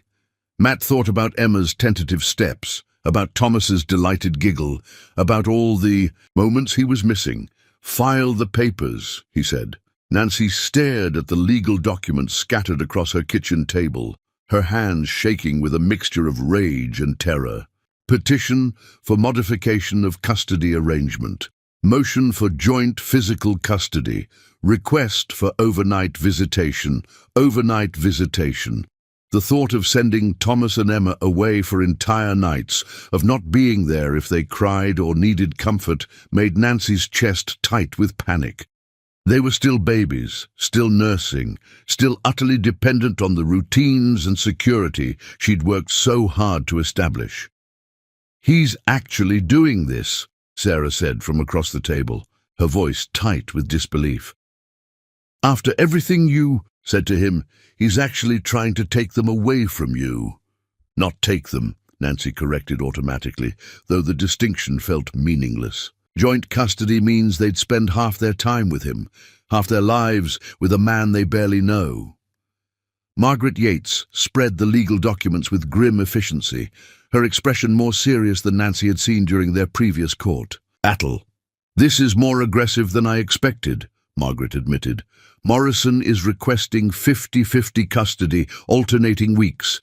They're arguing that Mr. Hughes has demonstrated consistency and commitment through his supervised visits and that the children would benefit from equal time with both parents." They're babies, Nancy said desperately. They're 8 months old. They need stability, routine, consistency. How is bouncing between two houses consistent? The courts have been increasingly favorable to fathers' rights, Margaret replied, carefully. And Mr. Hughes has significant advantages, financial stability, a clean record, and he's been consistent with his visits. Plus, the children are responding well to him according to the social worker's reports. Nancy felt the careful control she'd maintained for months beginning to crack. So what are my chances? Margaret hesitated, which was answer enough. If this goes to trial, it's going to be difficult. Morrison will paint a picture of a father who's been systematically denied access to his children despite demonstrating genuine commitment. They'll argue that you're being vindictive, preventing the children from having a relationship with their father. I'm protecting them, Nancy said fiercely. I'm protecting them from a man who abandoned us once and could do it again. I know that. But we need to prove it in court.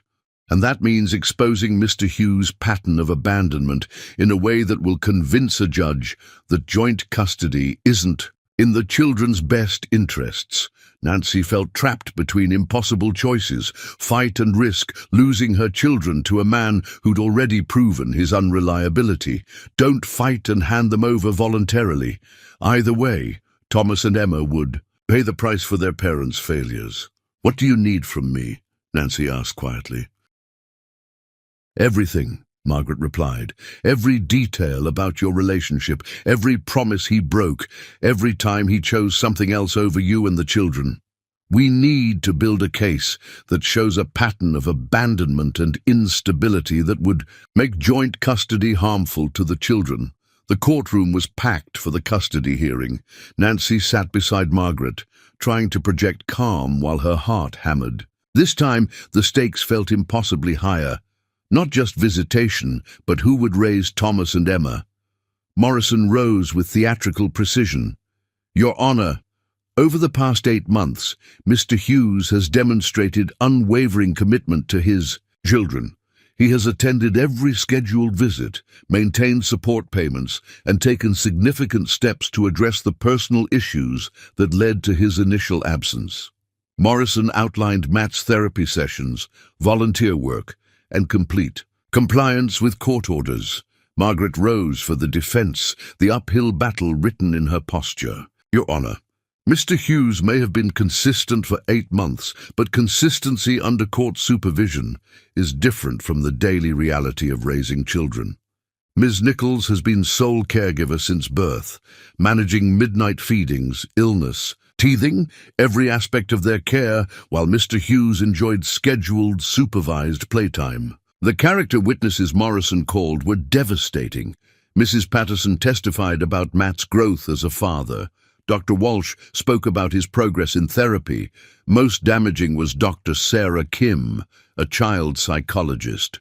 Children benefit enormously from strong relationships with both parents, Dr. Kim explained. Research shows children with involved fathers demonstrate better emotional regulation, higher self-esteem, greater academic success. Denying these children equal time with their father could have lasting negative effects. When Nancy took the stand, she felt like walking to her execution. Ms. Nichols, Margaret began gently, can you describe the daily reality of caring for twin infants? Nancy took a breath, trying to find words that could convey the beautiful exhaustion of motherhood. They wake up every 3 hours, sometimes more often. They need to be fed, changed, comforted. When one sleeps, the other is often awake. I haven't had a full night's sleep in 8 months, but I wouldn't trade a moment of it. Has Mr. Hughes ever cared for the children overnight? No. He's never had them for more than 2 hours at a time, and always with supervision. What concerns do you have about joint custody?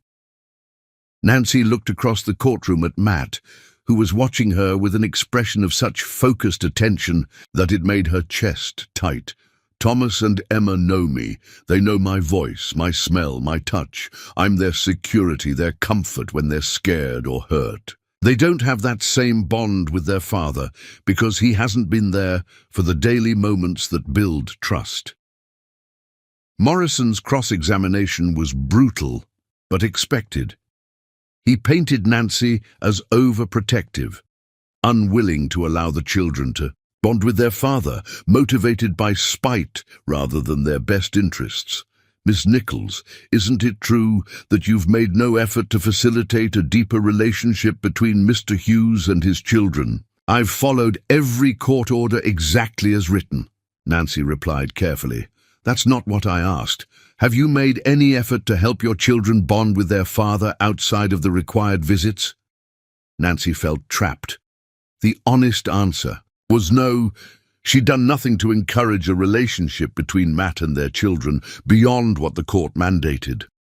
But admitting that made her sound vindictive and uncooperative. I've protected my children from disappointment, she said. Finally, I won't let them get attached to someone who might leave again. But Mr. Hughes hasn't left, has he? He's been consistent for 8 months. 8 months isn't a lifetime, Nancy shot back.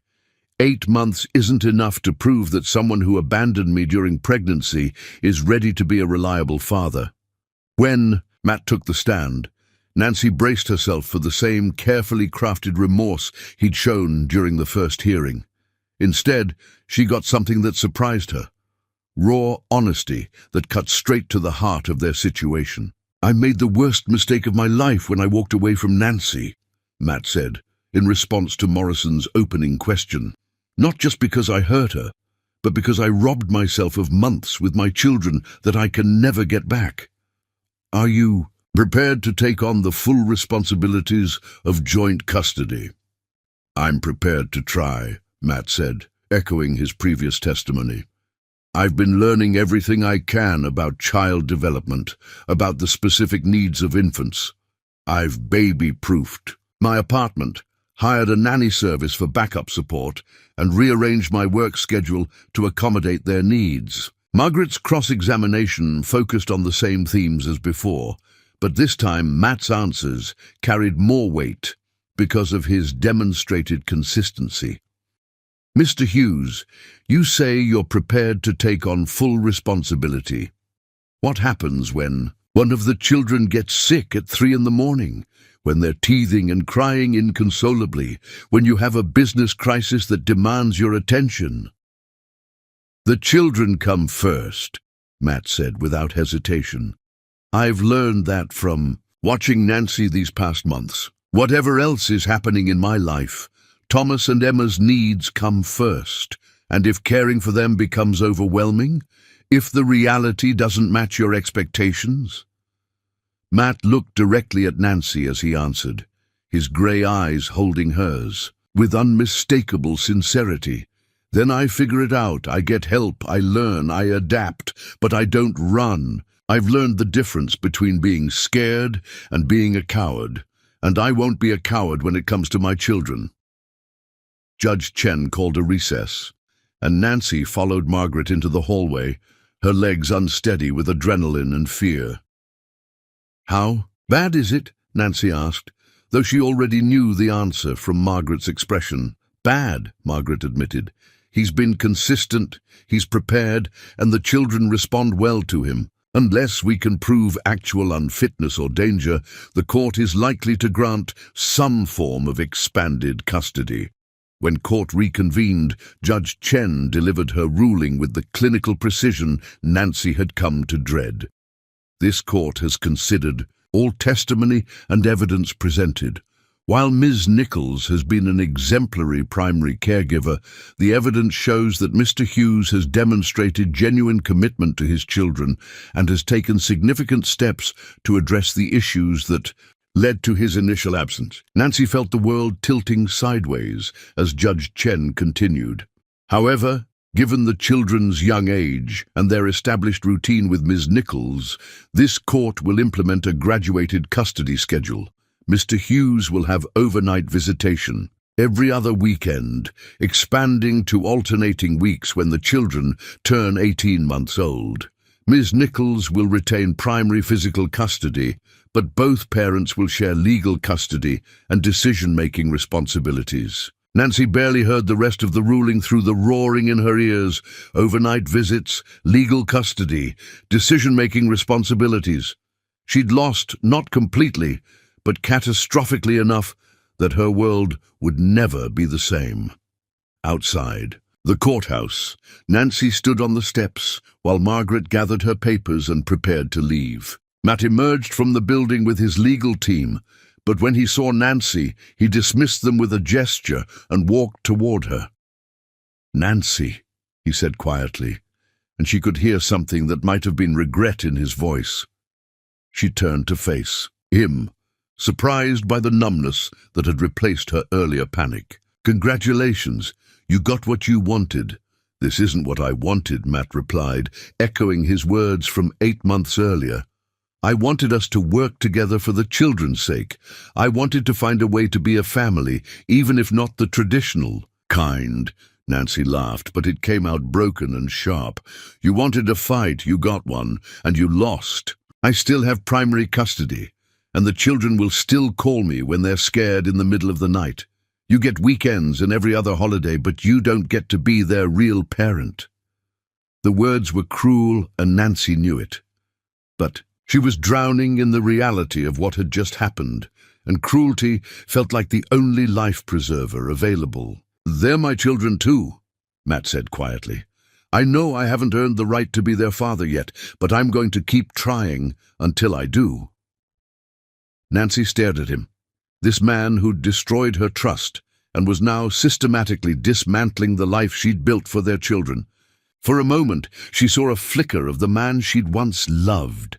Vulnerable, determined, carrying his own pain, but refusing to let it defeat him.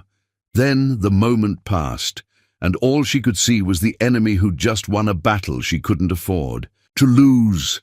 "You wanted to fight for our children?" Nancy said, her voice cold with finality.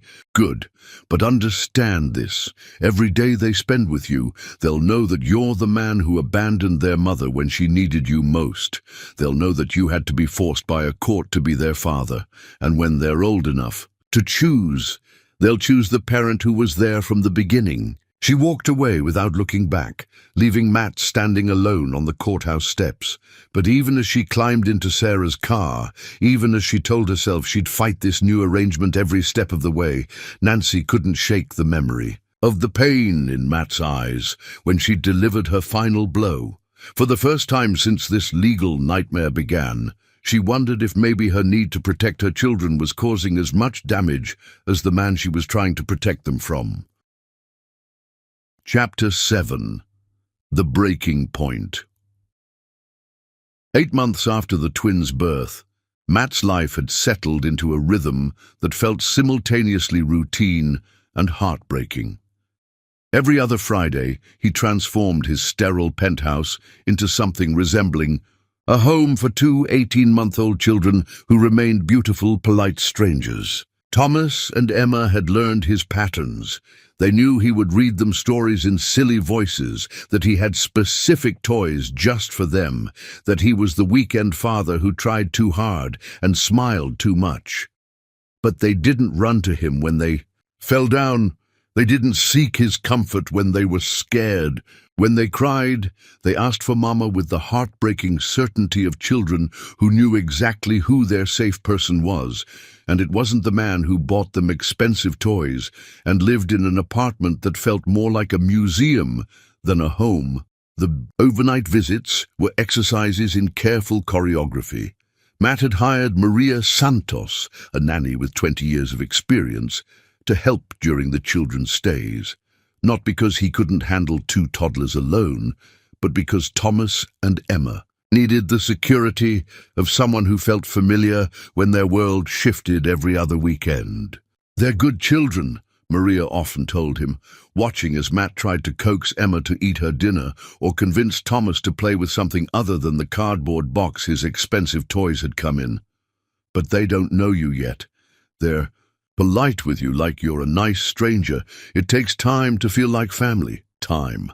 The one thing Matt couldn't buy, couldn't negotiate, couldn't force. Every other weekend, he got 48 hours to prove himself worthy of children who'd already decided that love lived in a small apartment across town with a mother who sang off-key lullabies and knew exactly how to make their fears disappear.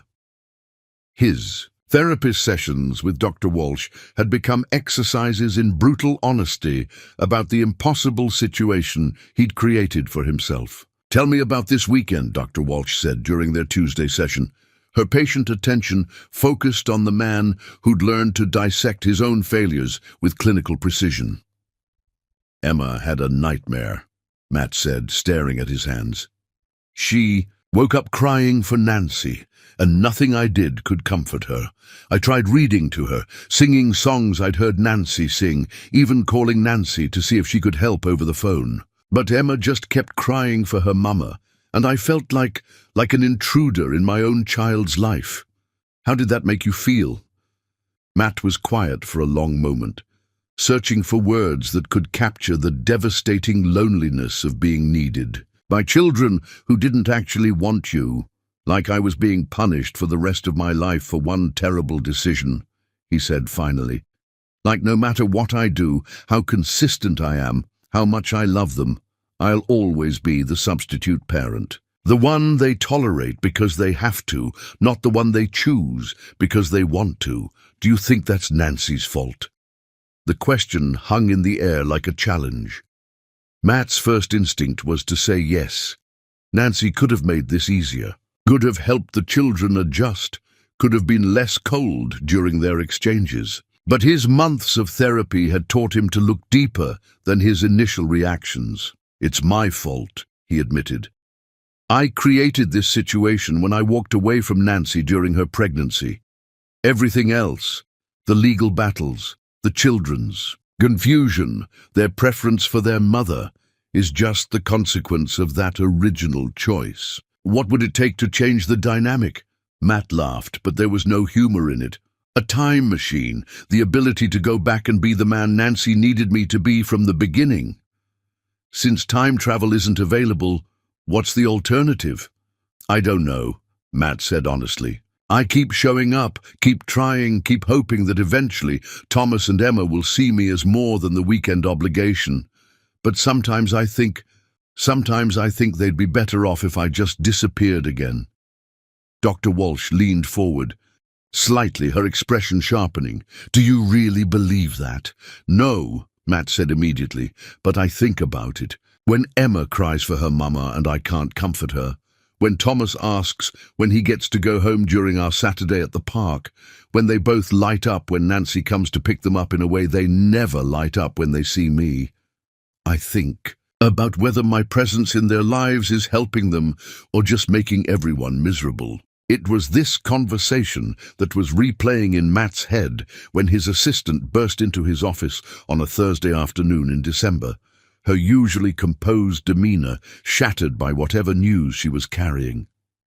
"Mr. Hughes," Jennifer said breathlessly, "there's been a fire at Nancy's apartment building. The children—" Matt was moving before she finished the sentence, grabbing his keys and jacket while his heart hammered against his ribs.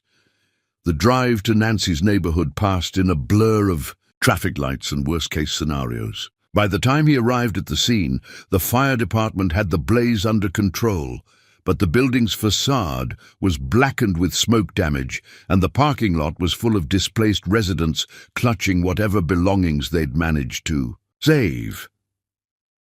Matt found Nancy sitting on the curb across the street, still in her hospital scrubs, holding Thomas and Emma, while she stared at the building that had been their home. Red Cross volunteers distributed blankets and water, but Nancy seemed oblivious to everything except the two children in her arms.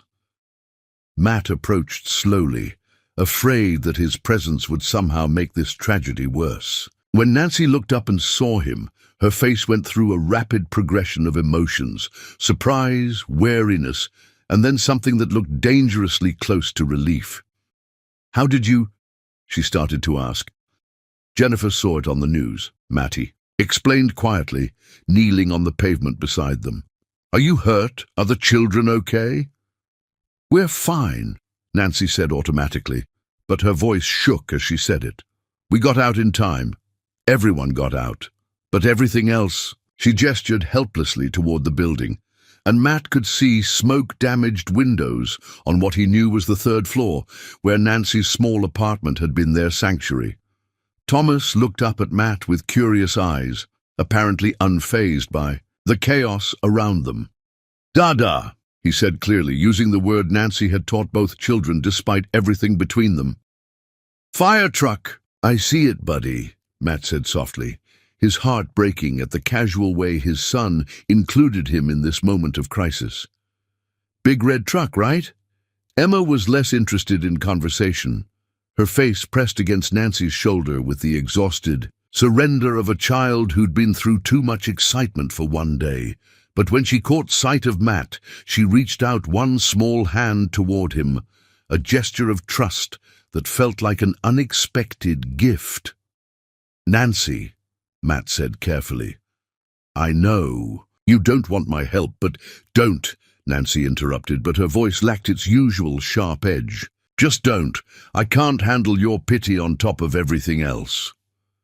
Matt settled more comfortably on the curb, ignoring the December cold seeping through his expensive suit. "It's not pity." "Then what is it?" The question hung between them, and Matt realized this was the first real conversation they'd had in months that wasn't filtered through lawyers or social workers or the careful choreography of custody exchanges. "It's love," he said simply. "I love you. I've loved you this whole time, and I was too broken to admit it." Nancy's laugh was sharp and bitter. "Love? You think this is love? Showing up at my worst moment with your declarations?" "No," Matt said quietly. "Love would have been staying when things got hard the first time. Love would have been answering your calls when you were pregnant and scared. Love would have been fighting for us instead of running away." Nancy stared at him, clearly not expecting such unvarnished honesty.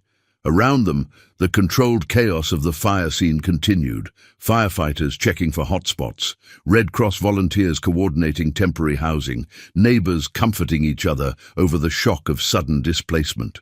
"So what is this then?" Nancy asked, her voice barely audible over the ambient noise. "This is me understanding too late what I threw away," Matt replied. "This is me knowing that I can't fix what I broke, but refusing to compound the damage by disappearing again." Emma had fallen asleep against Nancy's shoulder, her small face peaceful despite the chaos around them. Thomas was fighting sleep with the determination of a toddler who didn't want to miss anything interesting, his eyes heavy but fixed on the fire trucks with fascination. "My sister is coming to get us," Nancy said eventually. "We'll stay with her until we can find another place." Matt nodded, not trusting himself to speak. The urge to offer his penthouse, his resources, his help was overwhelming. But he'd learned that Nancy's independence was both her strength and her armor. She wouldn't accept his help because accepting it would mean acknowledging that she needed him, and she'd worked too hard to build a life that didn't depend on unreliable men. "The children's things," Matt said instead. "Their clothes, their toys, gone," Nancy said flatly. "Everything's gone. Their baby books, their first outfits, the blankets they've slept with since birth, all of it." The devastation in her voice broke something in Matt's chest. Those weren't just possessions. They were the tangible proof of Thomas and Emma's brief history, the artifacts of their mother's love that couldn't be replaced with money or good intentions. "I'm so sorry," Matt said, and meant it more than he'd meant anything in months. "Are you?" Nancy turned to look at him directly, her brown eyes holding more pain than anger for the first time since the hospital. "Are you sorry this happened, or are you sorry you can't fix it?" The question was fair and devastating. Matt had spent so many months trying to fix what he'd broken through legal action and grand gestures that he'd forgotten how to simply sit with someone else's pain without trying to solve it. "I'm sorry you and the children are going through this," he said carefully. "I'm sorry that life keeps throwing obstacles at you when you're already carrying so much. And I'm sorry that my presence here probably makes it harder instead of easier. Nancy was quiet for a long moment, studying his face as if trying to decide whether his words were genuine or another performance. "You want to know the worst part?" she said finally. "The worst part is that when I saw you walking toward us, for just a second I was relieved. For one stupid moment I thought, thank God someone's here who can help. And then I remembered that you're not someone I can count on." The words hit him like physical blows, each one precisely aimed at the heart of his failures. But underneath, the pain. Matt heard something that gave him the tiniest spark of hope. Nancy had been relieved to see him, even if only for a moment. "You can count on me," he said quietly. "I know my track record doesn't support that, but Nancy, you can count on me. For the children, for whatever you need, for as long as you need it." "Can I?" Nancy's voice was raw with exhaustion and unshed tears. "Can I count on you when the legal bills pile up? When the insurance company tries to deny our claim? When the children ask why we can't go home? Will you still be here when helping us stops feeling noble and starts feeling like work?" Matt looked at his children. Thomas finally succumbing to sleep in Nancy's arms, Emma drooling slightly on her mother's shoulder, and felt something settle in his chest that he'd never experienced before. Not the desperate love that demanded reciprocation, not the guilty need to fix what he'd broken, but simple, unwavering commitment. "Yes," he said without hesitation. "I'll be here for whatever comes next, whether you want me here or not.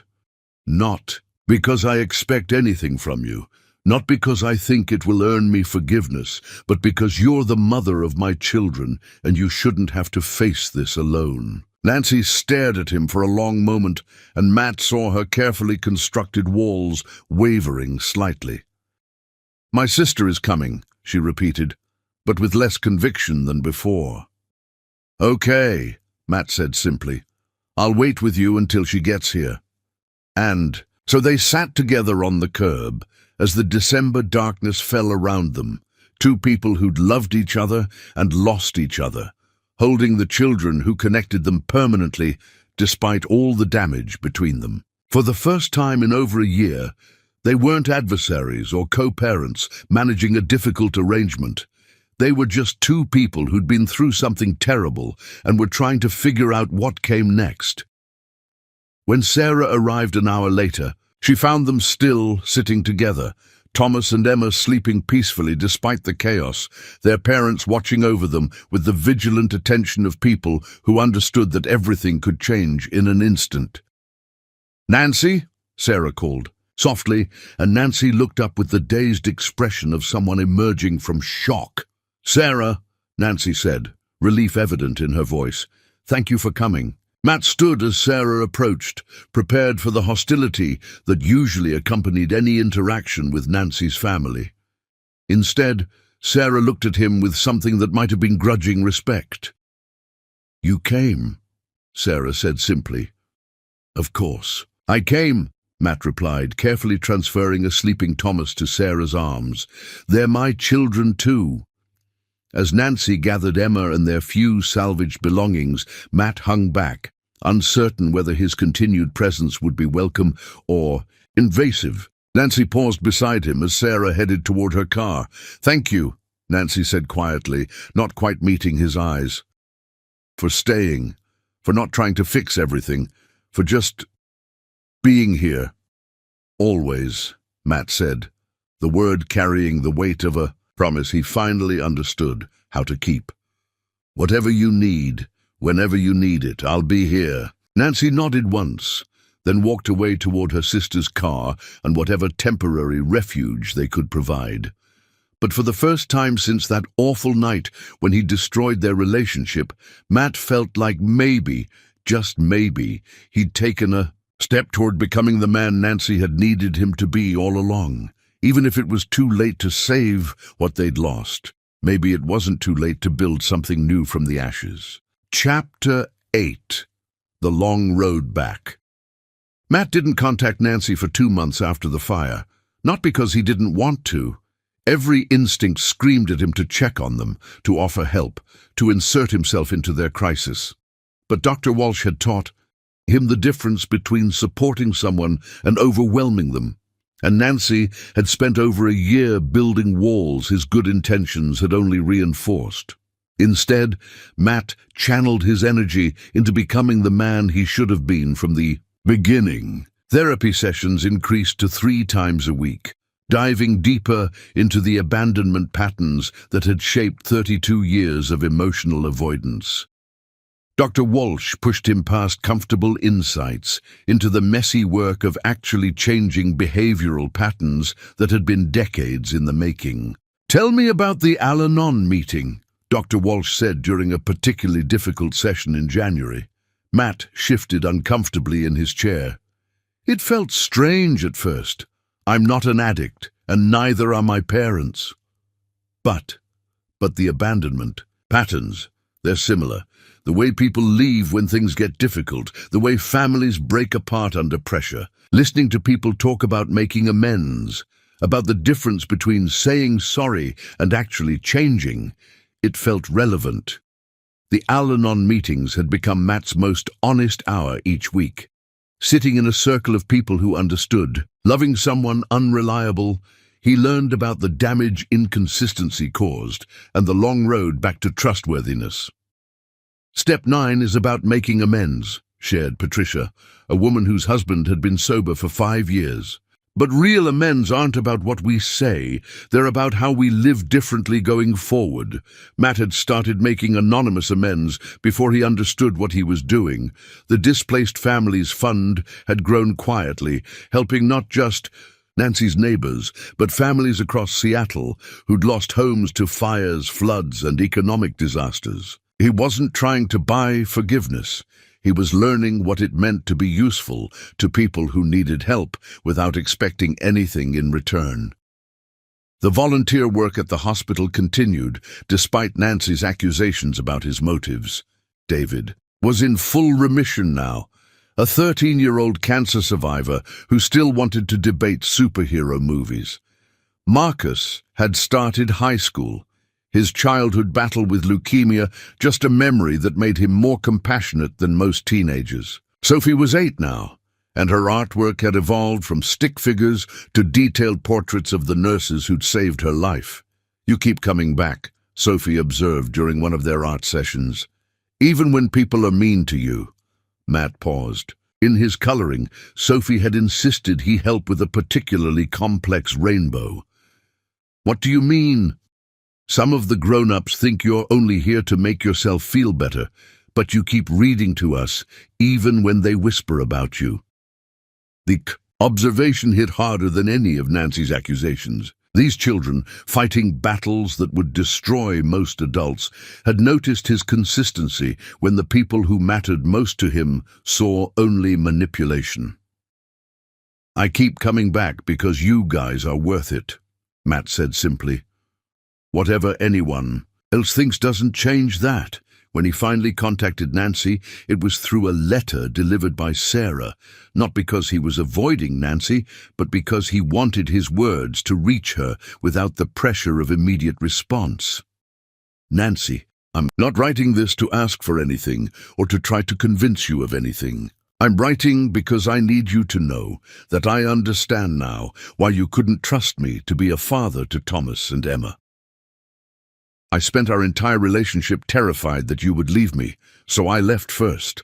I told myself I was protecting both of us from inevitable pain, but I was really just protecting myself from the vulnerability that comes with loving someone completely. When you told me about the pregnancy, my first thought wasn't about the children we'd created.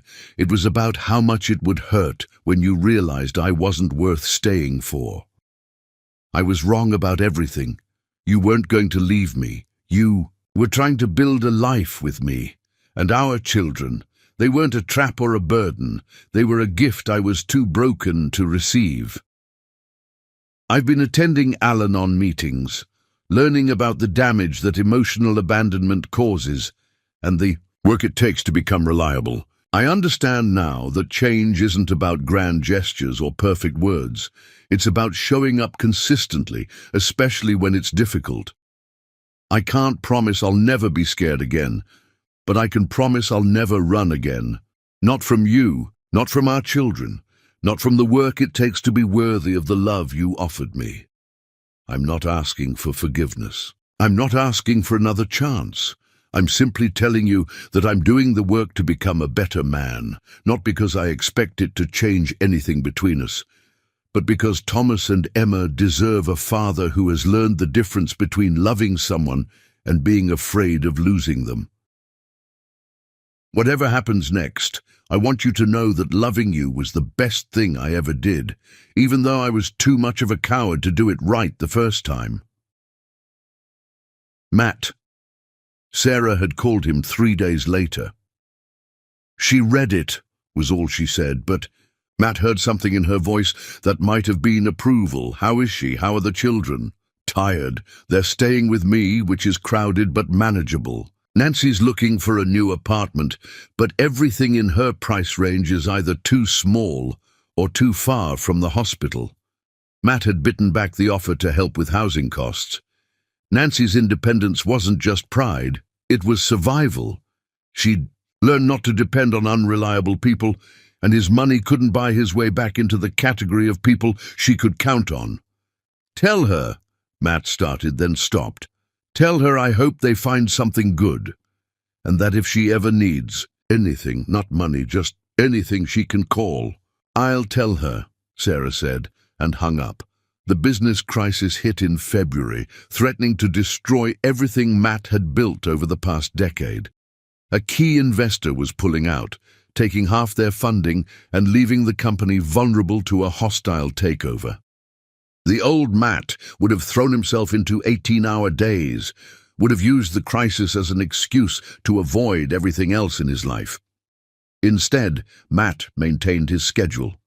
Therapy sessions, hospital visits, Al-Anon meetings, none of. It changed despite the professional emergency.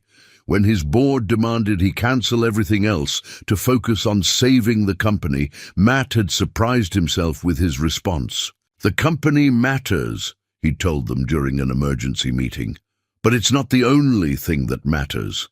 I have commitments to people who are depending on me, and I won't break those commitments even if it costs us everything." Somehow, that clarity of priority had made him a better businessman rather than a worse one. Knowing that some things were more important than profit had helped him negotiate from a position of genuine strength rather than desperate fear. The company survived. More importantly, Matt had proven to himself that he could face a crisis without abandoning the people who mattered most to him. Chapter 9. Earning Trust. Nancy's call came on a rainy Thursday in March, 10 months after the twins' birth. Matt was reviewing quarterly projections when his phone rang with a number he'd memorized but hadn't seen in months. "It's Nancy," she said without preamble. "Can we talk?" Matt's heart rate spiked, but his voice remained steady. "Of course. What do you need?" "I got your letter. I've been thinking about what you said, about showing up consistently. I want to try something different with the visits."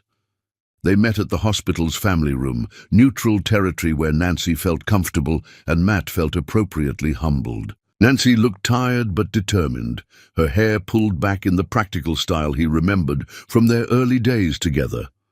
"The supervised visits aren't working," Nancy said without preamble. "Not because you're doing anything wrong, but because the children can't really get to know you in 2-hour blocks with a stranger watching." Matt nodded, afraid to hope, but unable to suppress it completely. "What are you proposing?"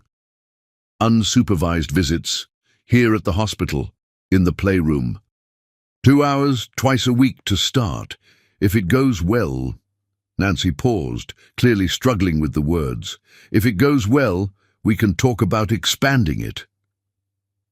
"What changed your mind?" Nancy was quiet for a long moment, staring out the window at the Seattle skyline. "Your letter, the way you handled your business crisis without disappearing." Sarah told me you could have lost everything, but you didn't change your schedule, didn't cancel your commitments to anyone else. Those commitments matter to me, Matt said simply. I know. That's what changed my mind.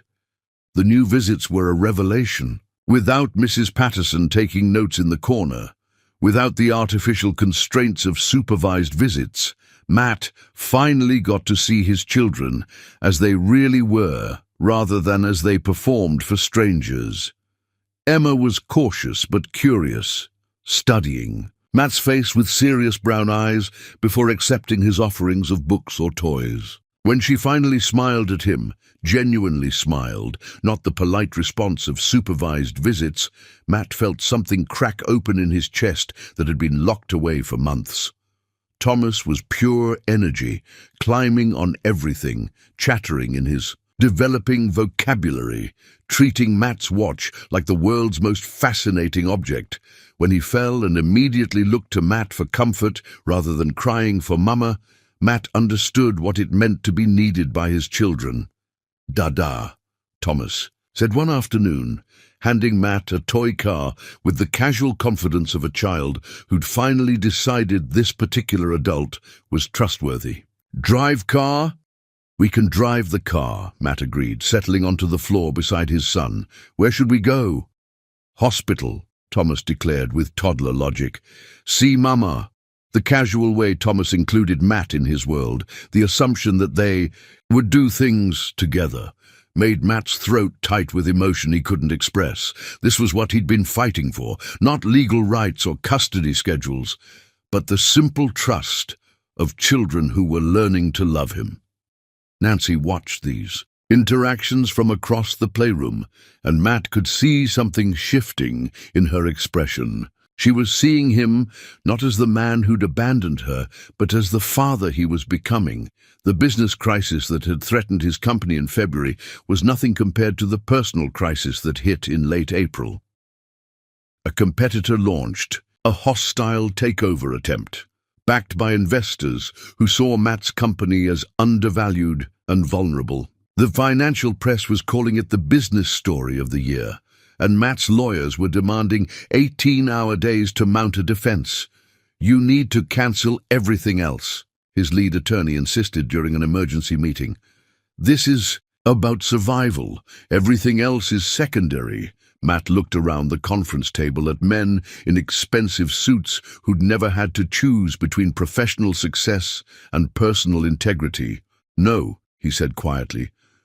"I have commitments that matter. More than this company, more than losing everything you've built?" "Yes," Matt said without hesitation. "Much more." He kept his visit schedule with Thomas and Emma, showing up tired but present, proving to himself and to Nancy that his priorities had fundamentally shifted.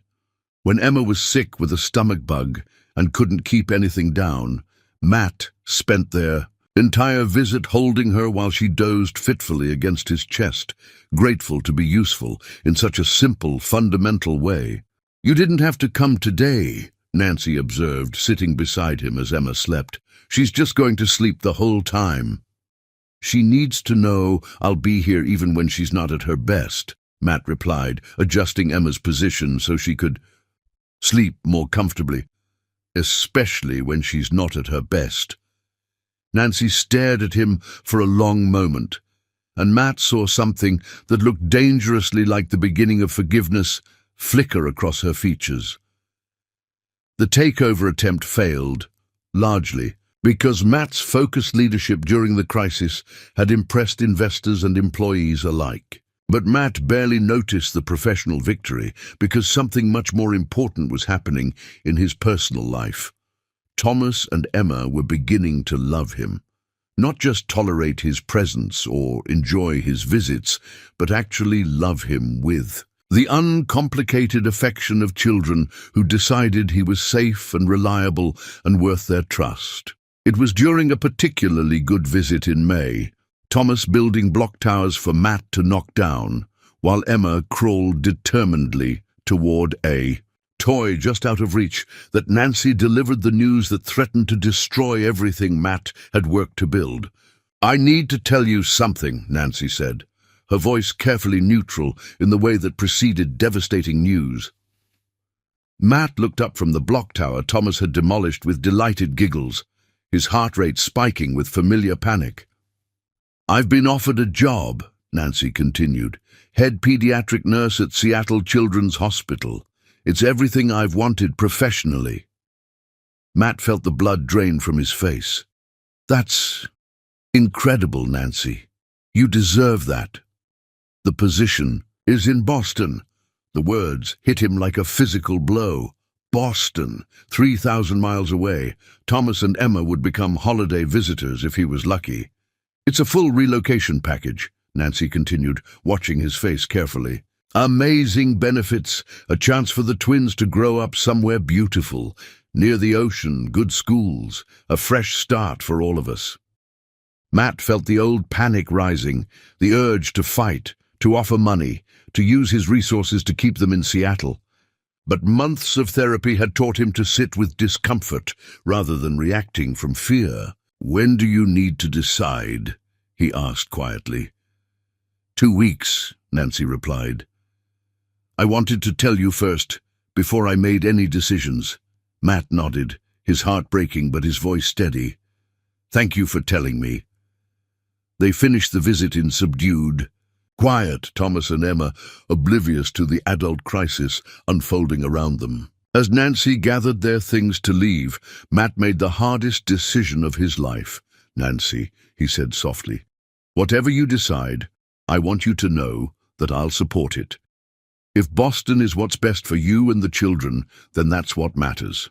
Nancy stared at him in surprise, clearly expecting a fight. "You're not going to try to stop me?" "No," Matt said, meaning it completely. "I love you, and I love them enough to want what's best for you, even if it destroys me." For the first time in over a year, Nancy looked at Matt Hughes and saw the man she'd fallen in love with, someone willing to put her needs above his own fears, even when it cost him everything he'd fought to build. Chapter 10. Fighting for Forever. Nancy told Matt about her decision during what might be their last visit. They sat in the hospital playroom while Thomas and Emma napped in their strollers, exhausted from an afternoon of energetic play. The silence carried the weight of choices that would determine their family's future. "I've been thinking about Boston," Nancy said quietly, watching their sleeping children rather than Matt's face. "It really is everything I've always wanted. Head pediatric nurse at one of the country's best children's hospitals. The salary alone would mean never worrying about money again." Matt felt his heart breaking with each word, but he kept his expression neutral. "It sounds like an incredible opportunity." "It is," Nancy agreed. "The twins would grow up near the ocean. Great schools, cultural opportunities, a chance to start fresh, somewhere no one knows our history." "Have you decided?" Nancy finally looked at him, and Matt saw something vulnerable in her expression that he hadn't seen since the night he destroyed their relationship. "I keep asking myself what's best for Thomas and Emma," she said slowly. "And I keep coming back to the same question. What kind of life do I want to model for them?" Matt waited, afraid to speak and influence a decision that belonged entirely to Nancy. "Do I want to teach them that when life gets difficult, you run away to somewhere easier? That when people hurt you, you put 3,000 miles between yourself and the possibility of being hurt again? Sometimes running away is self-preservation," Matt said gently. "Sometimes it's the healthy choice. And sometimes it's just fear dressed up as wisdom," Nancy replied. "I've been afraid for so long, Matt. Afraid to trust you. Afraid to believe. You've really changed. Afraid to let the children get attached to someone who might leave again. But watching you these past months..." She trailed off, and Matt felt hope and terror warring in his chest. "What have you decided?" he asked quietly. Nancy took a deep breath, the kind that preceded life-changing announcements. "I'm turning down Boston." Matt felt the air leave his lungs in a rush. "Nancy, you don't have to. I'm not doing it for you. she interrupted firmly. I'm doing it because running away, even to something good, would be making the same mistake you made. I'm staying because this is where we're building our life, and I won't let fear make my decisions anymore."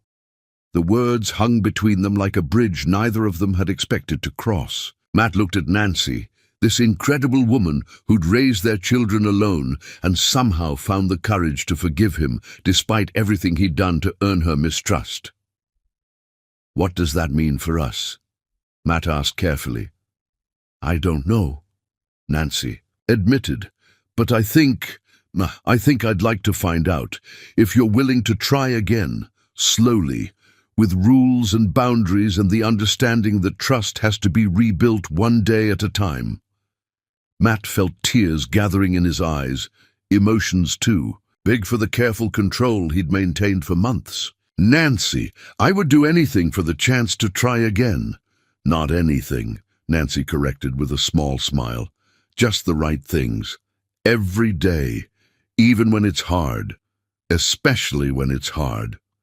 Their first real date happened 3 weeks later. Dinner.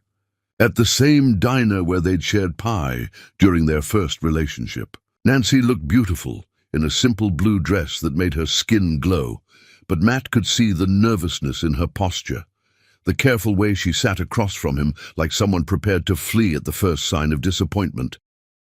"This is strange," Nancy admitted, poking at her salad with uncertain focus. "Dating the father of my children, trying to fall in love with someone I already know, can break my heart." "We don't have to do this," Matt said immediately. "If it's too weird, if it brings up too much—" "No," Nancy interrupted. "I want to try. I need you to understand that this isn't about getting back what we had. That relationship ended when you walked away. This is about building something new." Matt nodded, understanding the distinction. "What do you need from me?" "Time," Nancy said simply. "Patience. The understanding that some days I'll look at you and see the man I'm falling in love with, and other days I'll see the man who abandoned me when I was pregnant and scared. I need you to be okay with both." "I can do that," Matt promised. The relationship that emerged was different from their first attempt, more careful, more intentional, built on a foundation of earned trust rather than passionate impulse. Matt courted Nancy with the patience of someone who understood that some things couldn't be rushed. Small gestures rather than grand ones. Consistency rather than intensity. They attended family therapy together, learning to communicate without the defensive patterns they developed during their legal battles. Thomas and Emma adjusted to seeing their parents together with the adaptability of children who'd never known their family to be simple or conventional. "Mama, Dada, together," Thomas observed one afternoon when they'd all gone to the park, his toddler vocabulary capturing something profound in its simplicity. "Yes, baby," Nancy replied, watching Matt push Emma on the swing with gentle patience. Together. The proposal came 6 months later, not with fireworks or photographers, but during a quiet moment after they'd put the twins to bed in Nancy's new apartment. Matt had been staying over more frequently, helping with bedtime routines and morning chaos, learning the rhythm of family life he'd missed. Nancy was grading paperwork from a difficult day when Matt knelt beside her chair, a simple ring box in his hands. "Nancy," he said quietly, waiting until she looked up.